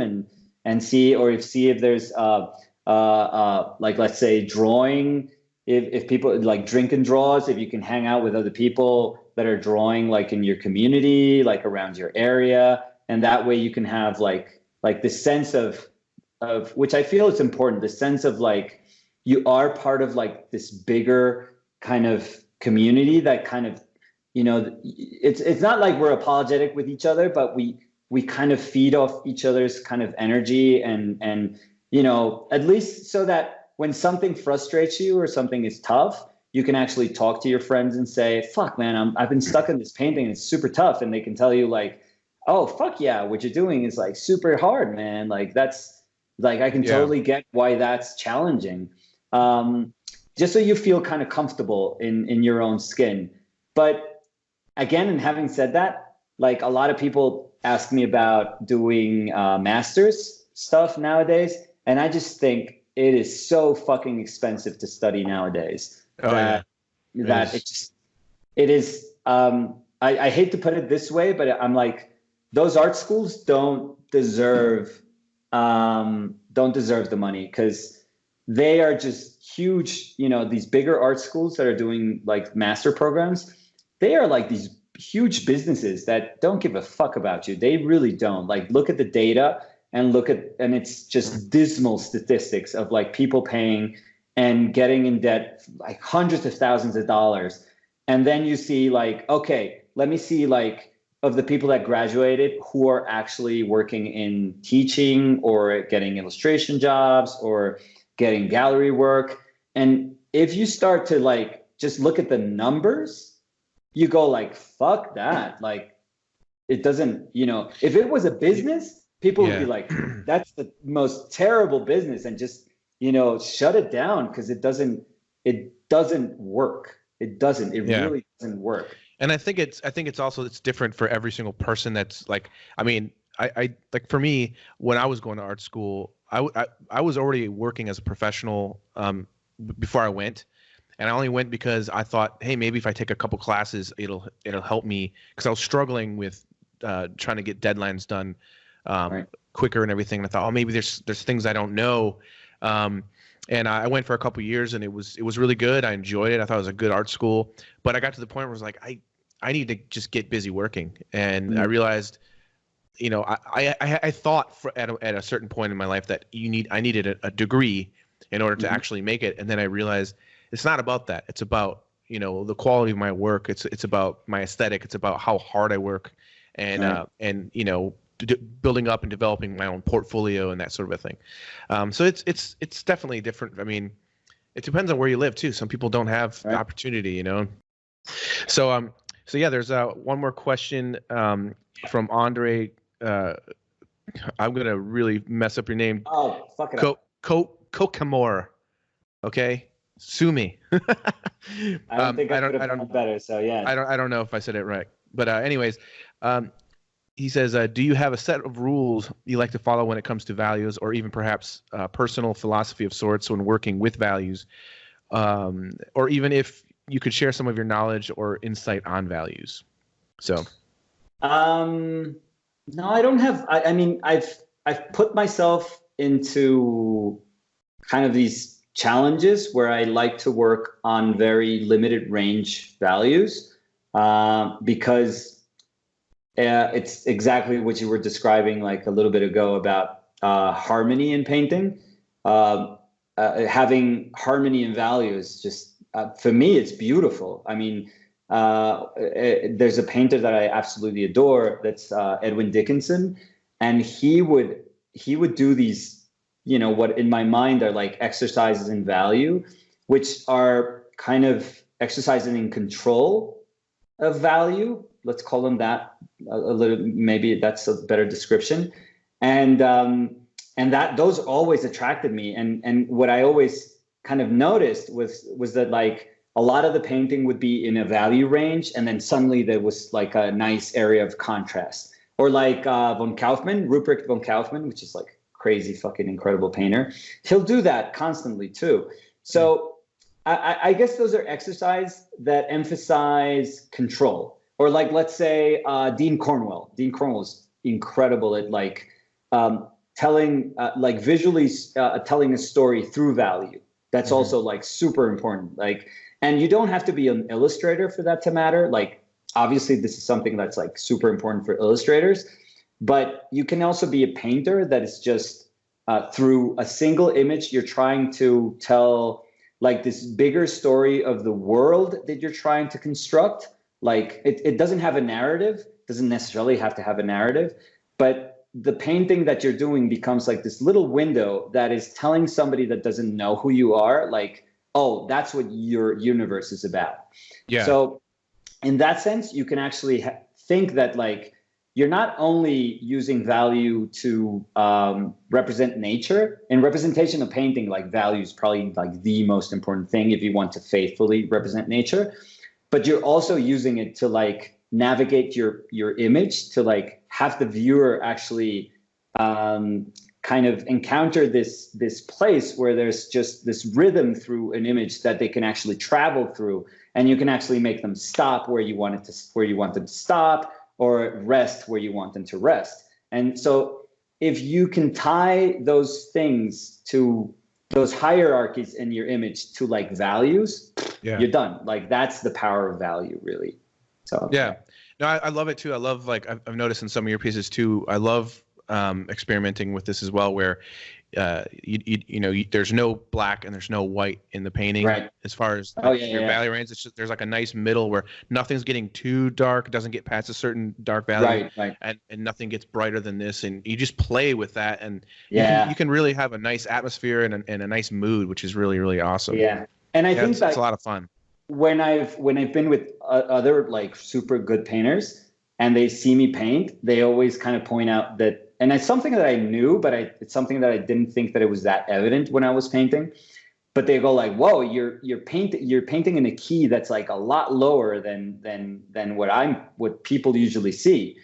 And I realized like I fucking love midtones. Like I think midtones are the richest place where you can get, you know, hue variation and subtle like, you know, small changes in planes that are like, they give like just this rich quality to like form when you're trying to describe form.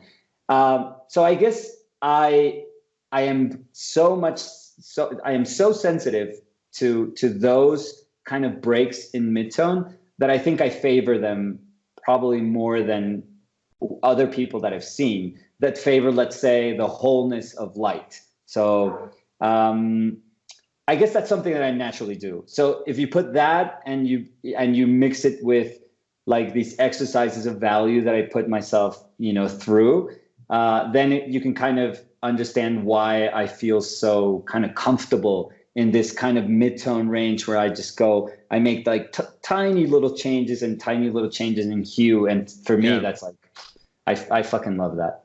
Oh, that's awesome, man. Cool. Yeah, speaking of awesome, there's a bunch of people who did drawings of you and paintings. Dude, let's see it. So let's check them out, man. Nice. Let's see how they killed me. Yeah. So tell me, just want to make sure that you see this. Do you see that? Yeah. Look at those lips. Yeah, Fuck I know. Yeah. That's a little scruffier than what I am naturally. Nice pot belly. Nice weight down there. But I do like the lips and just the kind of hazy look. That's nice. This is by Antonio Batone, by the way. Nice. And I love like the little kind of strands of hair up top. I always kind of joke about that. I love the two different ears. I mean, you, Jason's probably seen, faces, more faces than a lot of people usually look at. And what's fascinating about us human beings is just like these slight changes, like how one of our eyes kind of drops or how our ears are like slightly different, or the corners of our mouth. Asymmetry for me is like incredible. So I that shit. So. It's a lot. Yeah, that's nice. That's nice, nice, sexy upper lip. So that's cool. This one is this one's by Dan McConnell. Yeah, that's Dan me. McConnell. That's me. If I'm fucking drunk for like and lost for like 2 weeks. That's how you would. That's what people would see in the streets. Like fucking. Yeah, that's the grungy kind of side of me.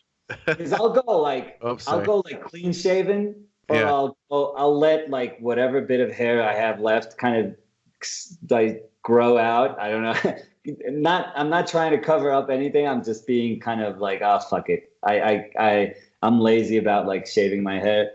So when I go like this kind of scruffy sort of poor Viking beard and like a little bit of hair up top, that's kind of the that's kind of what I look like. So cool.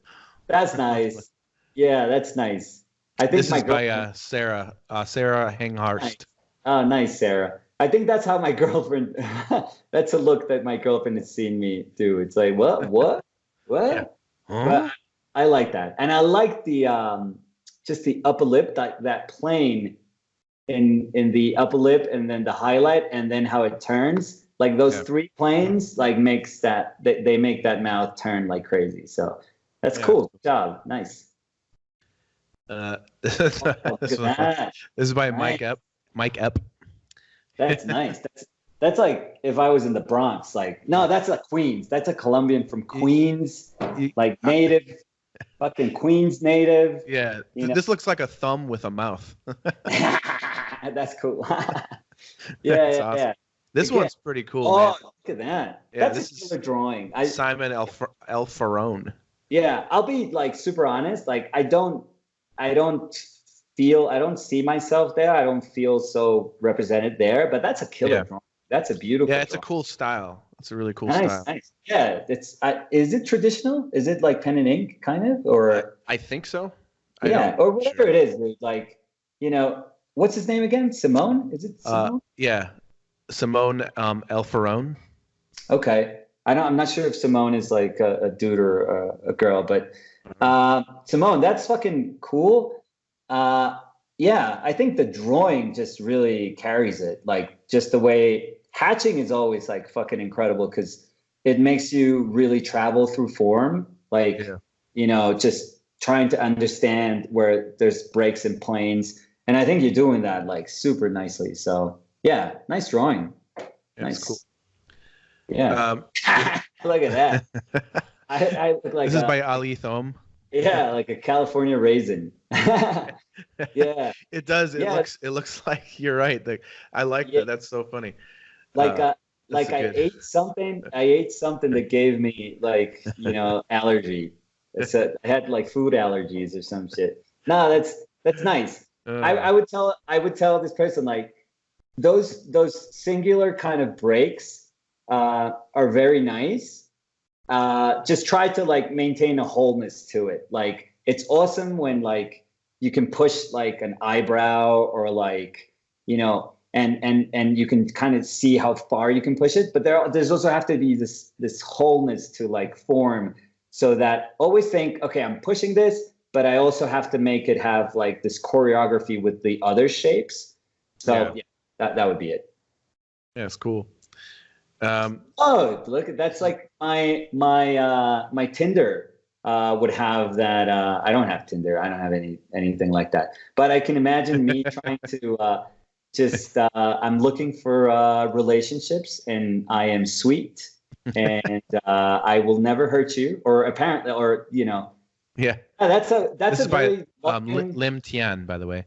Yeah. That's a very loving kind of portrait. I think I'm grungier. I think I'm like life has treated me a little more roughly. But that's very sweet. Yeah, it looks very nice. That's nice. This one's cool. I think this is the one that you saw. Yeah, that's by nice. Starvos Demos. Yeah, that's so cool, man. I thought that was fucking. That's cool. Yeah, I don't do shirts. I don't do shirts like that. That looks very kind of West Coast-ish. But yeah, I even liked like the texture on the back. That like the coloring, the digital coloring. That's kind of nice. Yeah. I don't know if you can read the button, but it says, "Ask me one more time how I prime my moleskin, and I'll quit painting." Yeah, that's probably what I get asked the most. But yeah, that's nice. It's nice. It looks like I worked for a while as a car mechanic. That would be me. Like I do other shit, but I've had to as a car mechanic. And I can actually, you know, fix my bike if I had to. It's a cool style. Nice. And I like the subtle blur areas. It's kind of cool too. Right. Yeah. Like oh, nice. This is by Ali Magnuson. I think I said your name wrong, Ali. Sorry about that. I love that tooth, man. Those two fucking, like the little bit of those two fucking teeth just coming through. That is brutal. I fucking love that. Oh, hell yeah. I look like a thug, though. I look fucking like. Yeah, you do. I'm going to the gym with my girlfriend now. And I wasn't in shape at all. I'm not in shape at all. Like I'm going but that's me like saying, hell yeah, fuck, like this is like what a year in the gym. What's up, player? Yeah, fuck that. Hell yeah. That's me playing basketball, like street basketball. That would be me just fucking taking on anyone, you know, on the street court, fucking sweating. Yeah, I don't have like I don't have like six pack. You can't. There's no abs there, but you know, it looks like I'm fit. They call me Ray, short for lingerie. Oh, or that's my UFC. Like that would be me. Exactly. I've had some losses. Like I don't have a perfect record. You know, people have beat the shit out of me, but you know, I'm a fighter. Like again with this one, I don't know if it was the photo that was. It might be the photos. Yeah, it's hard for people when they don't, you know, if they don't. Yeah. You know, they don't know the person. But this is by Asmadi Abdullah. But yeah, it's always a challenge when you know, like for example, like when I saw the references that you sent me, and then I saw a bunch of the drawings, and then when we started talking, I'm like, oh, you look a lot different when we're talking than the references. Oh yeah, right. Because live, like when we actually just move around and we. Oh yeah. Like, our face just is actually alive. Yeah. Like fuck, that's. It's always it can be a challenge. Yeah. It's another one. This is by Scott Black. Nice. Yeah. I could suck. I could suck like planets through those lips. I could probably and I would just fucking, you know, exterminate like universes. Yeah. My lips are like Thanos. It's like this one right here. Oh, look at that. Sucking. This is by Stefan Milosevic. Nice. Yeah, nice. Color changes in progress. Yeah. And I like the top of my head. That's awesome. That's super cool. Nice. Yeah, just that break there. Yeah. That's nice. Yeah. That's that's suffering me. But yeah, this is by Doug Bodell. Yeah, this one you definitely you kind of look like the UFC version of you, like punched this version of you. Oh yeah. Oh, this is me. Like after losing like those 5 fights in a row, like it was 4 years in the streets, you know, and life hasn't been easy. And that was the before and after. Just the life of the fighter. Yeah. That's cool. But nice. I like the hatching too. It's nice. Oh, dude, that's so cool. Yeah, this one is by Walter Tulp. I don't know if you're familiar with him. Yeah. Yeah, he's awesome. He said he did this with gouache and that he's a huge fan of your work, so he had to do it. Yeah. Oh, I'm like, he's fucking killer too. Yeah, so, he's awesome. Dude, that's fucking great. That's awesome. I love those those ochres, those yellow greenish ochres here. Yeah. And that blue behind, you know, that one side is that kind of saturated blue. Oh, that's so fucking good. Yeah, it just makes it pop real nice there. Yeah, excellent. Yeah, but he's fucking incredible. Yeah, he's awesome, man. He's really cool. I don't know if you like. I can't remember which episode. It was like 5-6 episodes ago on the podcast, but my talk with him was really awesome. He's an awesome dude. Cool. The video didn't work for some reason, so I did a gouache painting of Darwin, and so if you want to watch, you can watch. Oh, nice! While we Hell talk, yeah! Kind of. Oh, awesome, dude. So this is by Juan Carlos Melo. Right. Maybe he's Colombian. I think it's nice. I think what I would probably say is that the rim, just this rim of like hair, that's probably not me. I don't have that much hair. I'm like fair skinned, so I'm like, my hair is like, you know, blonde and then a red, you know, then some red hair, some brown, black, some fucking white hair now. So that makes me look like a little rougher. Let me think. Like I'm your guide at some jungle park or something like that. That makes me feel like that. Yeah. Kind of a little scruffier, yeah. But I think what takes me away is like I said, like that rim of like hair. Yeah. Kind of framing my and that's is that me? Is that the me when I was my chubby version? Yeah, I don't think I sent you that photo, but no, I don't think you did. This is by Julia Wolf, by the way. Oh, dude, yeah. That is insane. Because I posted a picture of myself when I was like in Florida when I was, I don't know, 10 years old, 9 years old maybe, and I was fucking like, I was thick. I was this chubby, fucking super chubby kid. But I love those photos because I look like I don't give a fuck in the world. Like I was just there at the beach, like fucking, you know, just these mounds of fat just out in the sun. And just my face is like, I fucking love it. And for some reason after that, we become so self-conscious that I look at that photo and I'm like, oh, fuck yeah. Like, that's awesome. I love the attitude of me at that moment, even if I was just insanely overweight, like, fuck it. But that's super cute. Like, yeah, the style's that's so cool nice. Too. Yeah, cool. That's so sweet. Thank you. That's super cool. Ooh, look at that. Yeah, this one is Danny Dufford. Nice. That's cool. that's like cunning me. That's like I'm scheming something. The cap is nice. I wear caps. I always wear caps. So that's pretty cool. I love that when I squint, I do have like these little things like around my eyes that. Yeah, so that's so cool. I wish my girlfriend was here. She would have loved to see these and just. I'll email them to you. Oh, so cool, man. Yeah. But you know what's super nice? I love the edges. Some of the edges in the form are like fantastic. Like the softer edges. Yeah. Like the transition towards the shadow side is like super fucking cool. Like that's really, really, really awesome. Yeah. Yeah, very nice. It's got sort of almost like a noir type. Yeah. Style. Very nice. It's really cool. Yeah. And I love the swoop of my forehead, like that. Oh yeah. Yeah, that one's like. Oof. This is cool. This is an oil. This is by Peter Andren. Yeah, nice, dude. So, That's nice. Oof. I mean, it's super dramatic. Yeah. Very, very nice. Yeah, it's really cool. And I'm amazed too, like just, every single time I do this, how many people from all over the world contribute and spend time.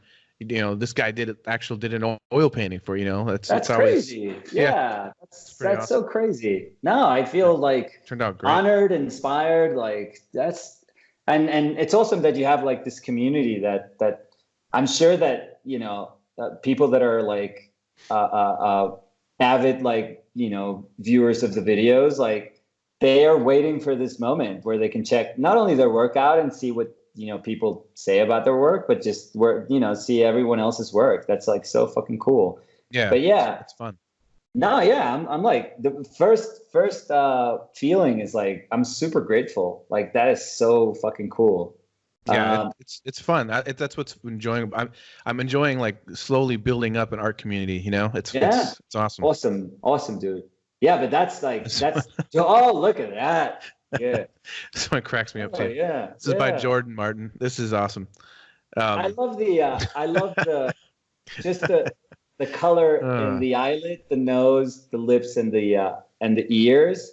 I love that there's this pale kind of color and then there's this saturation in these areas. That's fucking cool. That's awesome. And it's funny to me too, just like it's very simple style, but even though like the lips, there's it's just very nice clean line work. But just the style, those lips look so squishy. Yeah. And they're like a fucking mushroom. Yeah. It's awesome. Yeah, I also like the it looks like it's almost like a silk screen that there's this gray, like the little bit of the beard that's done with the gray. That's fucking cool. That's nice. Yeah, that's nice. Cool style. Cool, man. Cool. This is by Scott Anderson. Oh, look at that. Pretty awesome. Awesome. That's rough, man. That's tough. Yeah. Like my forehead does like weights. Yeah. Like my forehead is going to the gym. It's very sculpture. Yeah. Very cool. Very cool. And I like the what do you call that? This brow kind of bridge here, this thing here. I love that. Yeah. Just because mine protrudes like quite a bit. I forget what it's called. You're going anatomy on me? Okay. I can't remember what it's called. I can't do that. Or something like that. Crest. Something crest. I can't remember. It's been a while. Yeah. But I like that. And I like this too. Like the fact that they pushed these also. Oh, yeah. That's super cool. Yeah, nice. I like the blue too. Nice. Oh, nice. yeah, it's cool. That's cool. That makes me, I don't know why that makes me smile. Like that's my annoyed kind of version. Yeah, that's super cool. I like what you try. Who's this? This is Jonathan Groot. I like Jonathan. I like what you're trying to do with the design. Like I would just push you to like try to incorporate it a little bit more so that it doesn't look like patchwork in the back, but like the geometry in the back can also kind of echo what's going on inside. So that would be like a more organic way to like kind of travel and encounter all these like breaks in geometry. But that's like super cool. That's nice. Yeah, I'm like, oh, fuck this. I didn't want to be here. Yeah. This is by Lars Eric Robinson. Nice. I love how everyone did my lips. That's like, it's so fucking cool. Yeah. I think this one has like kind of like a curvier, kind of more nervous kind of line. You probably could push that a lot more. I'm guessing that the toughest part in having that kind of gesture, that kind of curvy gesture, would be balancing structure with that gesture so that it doesn't just look super loopy. But that's fucking cool. That's cool. Use bigger brushes. I would tell this dude. Just so you don't have like these little touches of like brushwork. Just bigger strokes. Try to understand that form with like bigger strokes. Less values, just simple values, bigger strokes, and more probably more opaque brushes so that you don't. I know that more transparent. If you lower the opacity in your brushes. It feels safer, but just teach yourself how to be a little bit bolder. Yeah, I mean it's interesting. I get asked that all the time about when I'm painting digitally, like what's your opacity and your flow set to, and I pretty much have it at, it's usually between 90 and 100%. Yeah, I don't like it. And there's a confidence to what you do, and I guess like what we were talking about before, like it has to do with just also you being like this. You're a terrific oil painter too, so there's just something to like knowing how to like being fearless and being committed to like the strokes that you put down. So, but that's super easy in like Photoshop. Just change your opacity to like 100 and then just fucking teach yourself how to deal with those strokes. It's almost like sculpting. You got to build up the form. Yep. This one is by Michael Crotty. Look at that! I wish I had that fucking jaw. Like you could, if you would touch my jaw, like my finger would bleed. That's cool. I love the stuff that's surrounding me. I love that. It looks like fucking Alien. It looks like fucking Alien is like it's jumped me and those are the tentacles or the. I like the cap also, the kind of the swoop of the cap. That's very, very good. That's super cool. The light is a little hard to read. I know that picture. I think it was like, I don't remember, but I think I did have kind of rim lighting from the back. There was a little bit of light kind of seeping through the side and then some reflected light on the back. But just try to identify your light sources really, really well so that the unity in light can actually help you model form. I like the eyes, dude. Those eyes are killer. Yeah. But if you put like, it shows that you who's this person? Michael Crotty. So Mike, if you put all that fucking effort into the eyes, and you can tell that that's where you worked like a ton, you have to do the same for like. I'm not saying like the same degree of like. Of solving things, like the same detail. Solving something doesn't mean that you have to put the exact amount of detail into everything, but like that mouth has to be super strong also, and the planes of that nose, like the structure of that nose, has to be like crazy good also. So those eyes are killer. But if that's the kind of level you've put. You're putting that level in your image yourself. Like you're saying like, oh, I could do this well. Dude, like you almost shot yourself in the foot because now you have to be that good, like at every moment. It's the same thing. I've been teaching for a long time as like online, and a lot of one thing that I see this all the time is people, and it's not even just with students. It's just in general. People work really, really hard on the face and getting the head right, but then the hands are terrible. Or like, and it's like if the hands are terrible, the whole piece doesn't work. You know what I mean? Right. Like you can't just paint an awesome face but ignore everything else. Right. But hands are hard. It's like, well, yeah, but why waste all this time doing this amazing face when the rest of it doesn't have the same level of, and you don't have to have. I don't think you have to have a piece where every single aspect of the piece has to have the same exact finish to it. But there's a trick to that. You can't just, you know what I mean? Like you can't just leave a whole thing unfinished and be like, it's my artist, it's my interpretation, man. Yeah, that's why I try to, instead of like finishing, which would be like this very kind of obtuse term. That's why I said like solving something. Solving means just make it work. Like you have to find a way to make it work. And if you need it to be simple because you are going to have other areas that are more complicated, that's totally cool. But in its simplicity, you have to make it work. It has to make it feel not less, but it has to make it feel like, okay, this is the perfect companion to that place that is a little more where there's more observation and where there's more detail. So. Yeah, for sure. Cool. This is a Dieter Bosser. Bahalser.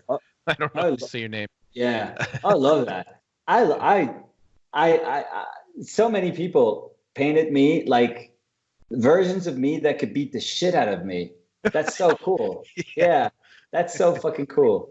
Yeah, I like the sort of the warm underpainting that kind of shows through the blue. That's very nice. That's kind of the purple blue, like purple blue in the background. That's very nice. Very cool. I love this too. Just really pushed it coming from less to like more. That's really cool. That's nice, man. Cool. It's a very. I also think it's a, you know, it's. I mean, I don't know for sure, but I have the feeling that this person,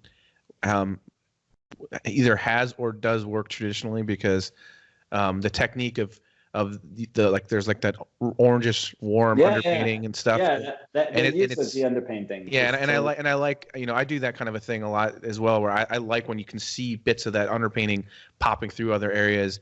You know, if you just clean all that up and make it solid blue, it's going to be boring, and it's going to lose that life.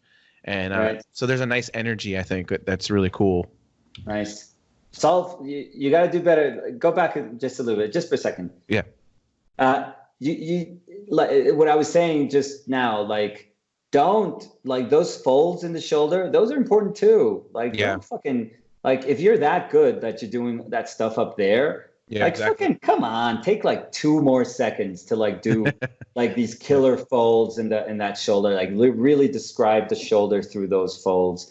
Because don't, like what you were saying, Jason, like people, if you have a place where you're not consistent with your image, people will spot that like it's fucking like there's a neon arrow pointing at it like all the time. So you have to be careful with that. Like, try to always be super consistent, like with every single aspect of your image. Oh, for sure. Yeah.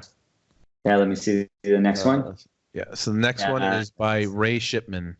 Yeah. Nice. That's nice. Like, it's like what you're, you know, like this one, for example, the thing that catches my eye right away with this one is, there is a mix of really hard edges and then soft edges, but there seems to not be a consistency with it. Like the edges on the side of the neck really kind of distract me, because it almost looks like an airbrushed sticker or something. Yeah. And so but I mean, I think overall the likeness and the caricature is really funny. Yeah. But as far as the painting goes, like, I would be careful with some of those edges. I mean, normally, like, I mean, like, even like, so the side of the neck, what I'm looking at right now is the right side of the neck, and then also the collar of the shirt as it comes down to the neck. It's just so hard of a line that it kind of is taking me away from the face a little bit. Right.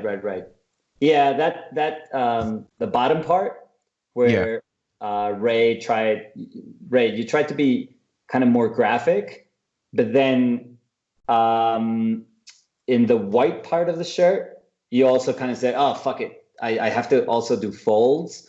So you have these two very contrasting ways of trying to solve something. I'm not saying that can't be done, but you probably have to like really kind of work out how to balance that really graphic shape with like then more kind of organic, kind of naturalistic modeling of form.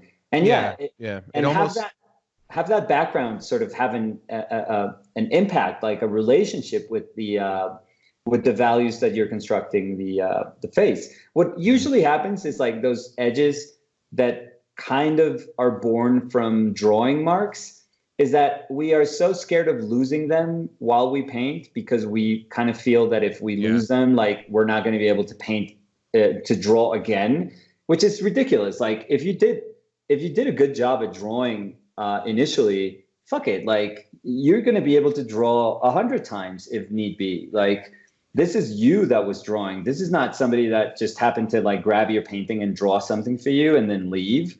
Like, have confidence in that drawing is like this skill that can manifest not just in line work, but in many ways in decision making. So when you have those edges, don't just go straight to that edge. Just have things kind of affect each other. and that'll make it just more like an integral kind of painting. Yeah, because I mean, it almost seems like two different artists did it. You know, like they kind of, it almost looks like someone else finished the shirt, or you know, but you know, it's you know, it's a learning process. Oh yeah, we're all learning. So yeah. This one is dude, intense. that's so cool. This is by Mariam Magnetti. Oh, that's so fucking cool. That is so nice. Love the brow. That is fucking insane. One of the eyebrows, and then the other one, I love that the other one is different. That brush just coming at us is fucking insane. That's so fucking cool. It's interesting, you know. It's like it's like a painting on a wall, and then someone stabbed the brush through the wall. Yeah, that brush is killer. That's so fucking cool. Yeah, awesome, man. Super, like the dynamic of like that zoom, a kind of zoom version of me. That's so cool. Even like the shirt is like, it's so cool. That's nice. Very nice. Suggestive and stuff. Yeah, it's really cool. Yeah, very nice. Super nice, man. This one is by Juan Gastelum. Oh, look. I mean, I'm laughing. Don't take this the wrong way. It's just like, it's so awesome too. And I already spotted like my favorite thing. So that the vein in my forehead, that's me. That's incredible. That is so fucking cool. I love that everything looked like that vein. More gray hair than I have right now. So thank you. You're a horrible person. But yeah, just it's a tough one because it seems like it's sunlight. I don't remember. I don't know this photo, but I'm sure it's somewhere in the internet somewhere. I don't know. Yeah, so sunlight is tough to paint. I think the teeth are like sticking a little too much. They because the value of them just feels like it's competing with the light of the sunlight. So. And they have to feel like they belong in that kind of shadow. If I'm looking at every other like color and value that's surrounding the teeth, like they would have to be like a little, you would have to push them down like a little bit. But yeah, it made me smile. So I think that's super cool. That's awesome. Nice. This one's by Helen Arini. Look at that, Helen. Yeah, nice. Arini. Nice. That's a tough thing to paint. Yeah, that's cool. That's pretty cool. That's very, very nice. That one's challenging, I feel, because that light, that kind of shadow traveling through my face is not. I don't think that's easy to pull off. So that's very cool. Nice, very nice. It's very cool. I'm happy that she challenged herself with that one. That's nice. That one's nice. I like that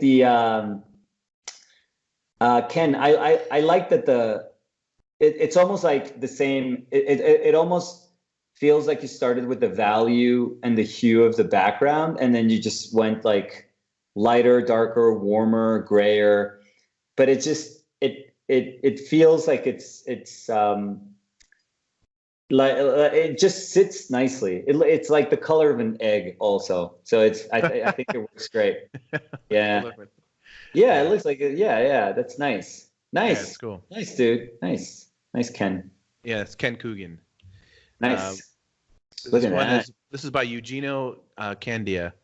This one cracks me up because you look like a freaking Neanderthal. Yeah, that's my great, great. No, that's awesome. Yeah, when I used to fight mammoths. Yeah. That's hunting. The hunting version of me. There's a movie. I can't remember what it's called right now, but I watched it with my daughters. It's like one of those digital animated movies. I might have been The Groots. Is it Groot? It might have been. Yeah, I think that's the one. Yeah. Oh yeah. This reminds me totally of that character. Dude, I'm totally Those are the people of my. We live in the valley. That's us. Yeah, this is awesome. No, I like that. Yeah. Yeah, fuck that. Yeah, I wish I wish I had that hair. Look at that.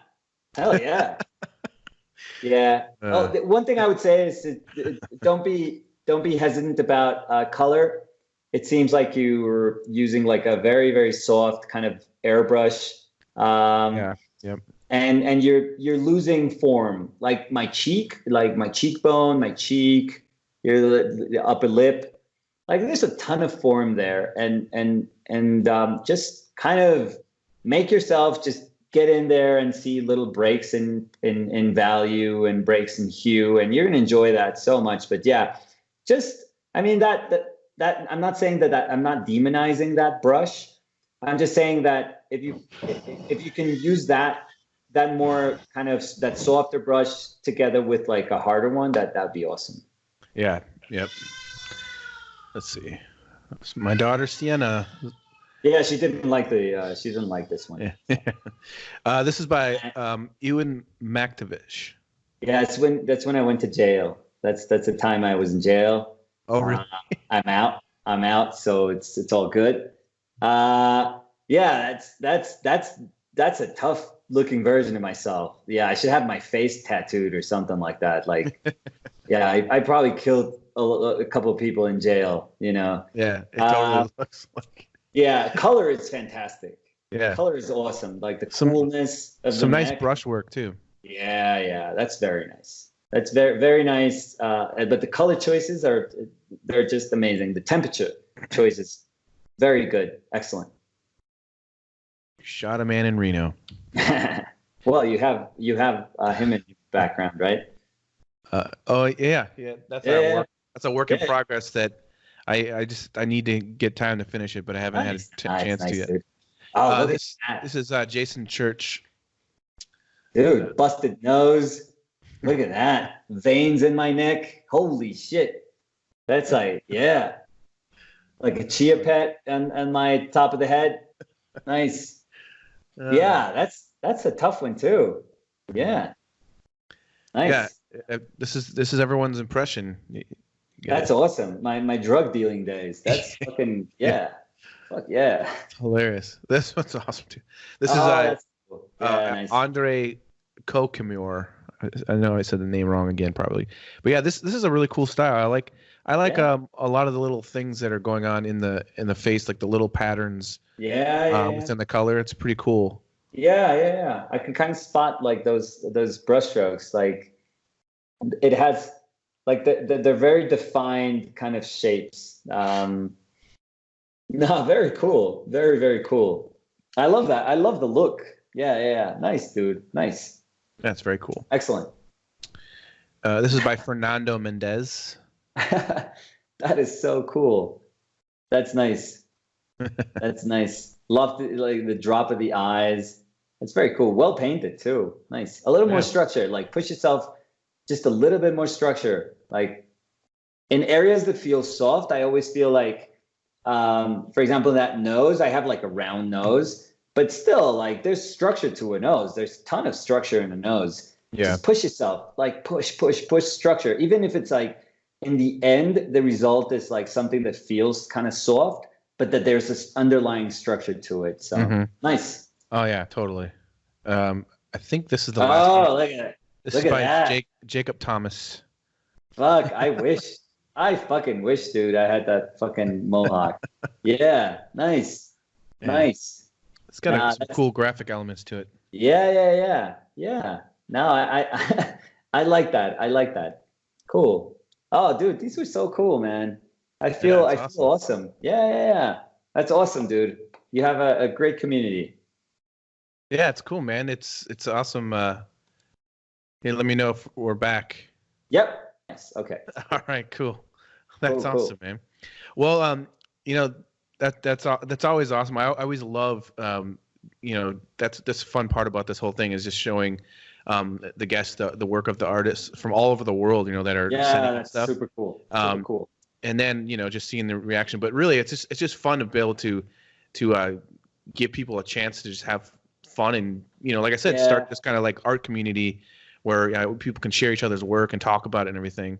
Because that's the main thing. Is like I was like this whole idea, the last book that I did, and this podcast idea it's all like kind of born out of the idea that I wish that when I was like trying to figure things out that I had this kind of stuff. I had like videos or podcasts or different things because so I really appreciate you coming on because you shared a lot of awesome insight. Oh man, and no, you know your shit and it comes across in a real genuine way, and I think a lot of people are going to really dig what you had to say. So thank you so much for doing this, man. No, thank you. Awesome. Thank you for inviting, and dude, respect is mutual. Like, you're a fucking killer artist, so yeah, it's well, thanks, man. We can be super different people, and even though we're both from fucking Wisconsin, I guess that's a start.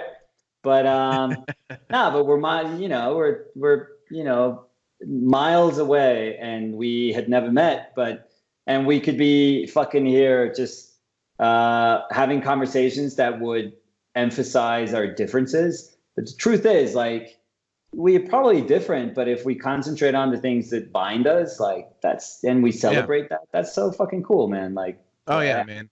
I'm more for that. So, hey, real quick, I gotta tell you something that's funny. It's like, so you were born in Wisconsin, your family's from Columbia, and then you went back and grew up in Columbia, so you don't really probably associate yourself with Wisconsin at all. But so I was like this close to being born in Italy. Because my dad was stationed in the Navy, right. And then he ended up getting pneumonia, and I think he had a house and everything, and he was gonna have my mom over, and I was gonna be born there, and I was gonna spend the first few years of my life in Italy, But he got pneumonia, he got honorably discharged, he's got super sick, and then I was born in Green Bay. So Italy, Green Bay. What a downgrade. Yeah. I'm kidding. No, I love Wisconsin. Wisconsin's great.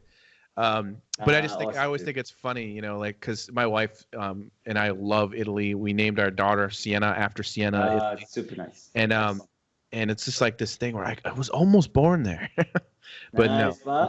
Instead, I was born in the land of cheese. There you go, and it all worked out. So that's how it goes. Hey, before we end this, is there anything that you want to promote? Make sure you let people know, like, your Instagram and all that kind of stuff, so everyone can, follow you along and all that kind of stuff. If you don't follow, I don't have Twitter because I think Twitter makes people just say stupid shit. I always wish that people would take just a split second before they open their mouths and just think things through, and so I think I have a Twitter account that I haven't used in like 10 years or whatever, because I opened it, I don't know when, but I don't use that. I don't really use it. I do have a Facebook account, but I don't do Facebook anymore because I think that there's, as healthy as you can get, community of painters, of artists in Instagram, that's pretty cool. We don't get into so many stupid fights as people usually do in Facebook. We just kind of, like I said, we celebrate stuff that we like. And I find that that's super cool. No, right now I'm finishing up my Kickstarter project. So that was cool. I don't know if I'm going to do something like that for a little bit. The last one I did was over 2 years ago. Then there's this one. I don't think I'm planning on doing something in the near future. What I am going to do is I actually made a commitment to like a ton of people through my Instagram that I am against like this kind of institutionalized education that's only available and accessible to like people that can pay for it, can pay tens of thousands of dollars to go to art school, or are willing to be in debt for a better part of their lives, which I think is just insane. So I'm going to do these courses like we were talking about Gurney. And for me, James has been an inspiration for years, just in his generosity in sharing like all the shit that he does and all the stuff that he knows and all of the experiences that he's gathered.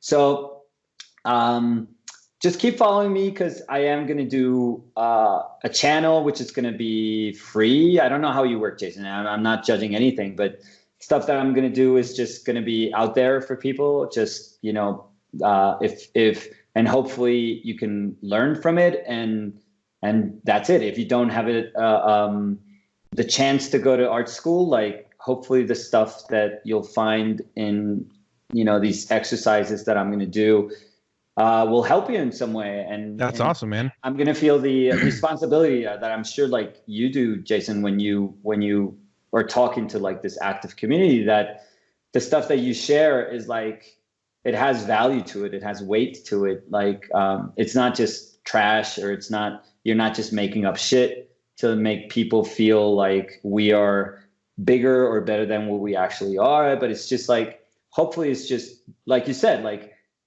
I also wish that something like this was there when I was like 14, 13. I had like, you know, I had friends and stuff, but I had like this one friend that was my one artist friend that we would just, you know, if I wasn't playing like football, like soccer, I would be drawing with him like our comic book stuff. But it felt very insulated. It felt very small for us. And now this is like a whole fucking universe just blowing up. And there's so many of us like spread all over the world that it's just beautiful to just have people just come together that have different personalities that honestly, that, you know, for some reason or another, they don't have the opportunities to study formally. And if we can give them like genuine, good information, that's awesome. And I feel that that's like a path that I want to kind of travel. And I don't know if it's a responsibility that I have. I wouldn't say it like that, because that feels kind of weird, but it's just something that I feel lucky to, being able to accompany somebody in their earlier careers or later, like if you got to painting later in life, just it's something that's very, you know, awesome. Like just being able to share just this little bit of life with like people, and like being in their journey for just this little moment, and having value. I feel that that's fucking like incredible. That's an incredible feeling. So I'm gonna try to do that. Like I said, like I was committed to doing that. This book project just, it drained the shit out of me. I've had to work like crazy hard. So as soon as I'm done with it, I'm going to start with that, and I'm going to make it good. So that's awesome. And I think I saw somewhere that you're going to the Red Gallery in Seville. Yeah. I have like, that's awesome. I did that.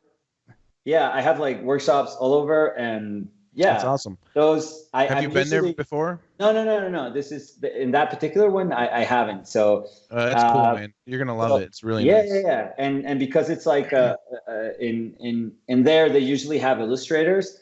Like I'm actually doing a workshop kind of geared towards how I sketch in my sketchbooks. Like, so it's because that's something that a lot of people ask for. So that one's going to be cool. It's going to be like a week long, but we're going to be super efficient about working there. So if you guys want to go to Sevilla, to Spain, to do that, that's cool. If you want to stick to the States, I think I'm going to do only those two. I don't want to do like a thing. I don't like doing like things that repeat themselves like perpetually. Yeah. So I think I'm going to do that one in Sevilla, and I'm going to do in Berkeley in a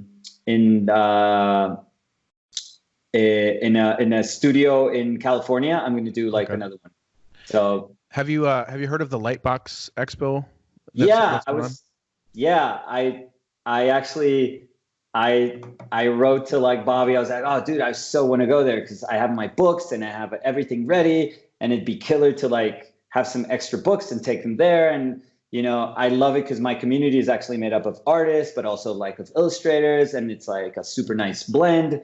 And they were like, hell yeah, we're going to, you know, and I asked for an artist table and had everything set up. And I didn't fucking realize like an idiot that I have a workshop on those dates. Oh, so I was like, oh, fuck.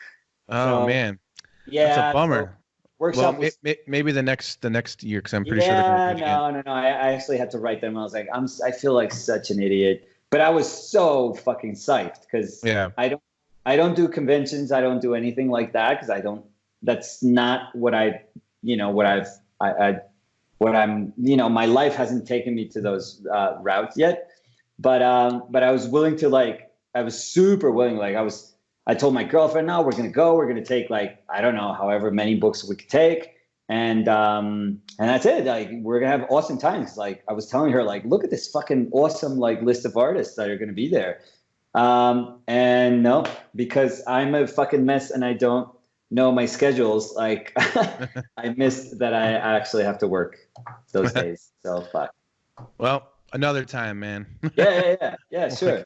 No, but we'll meet somewhere. For sure, man. Cool. Well, cool. Hey, thanks again, man. I really appreciate this. It was so awesome having you on here, man. Thank you.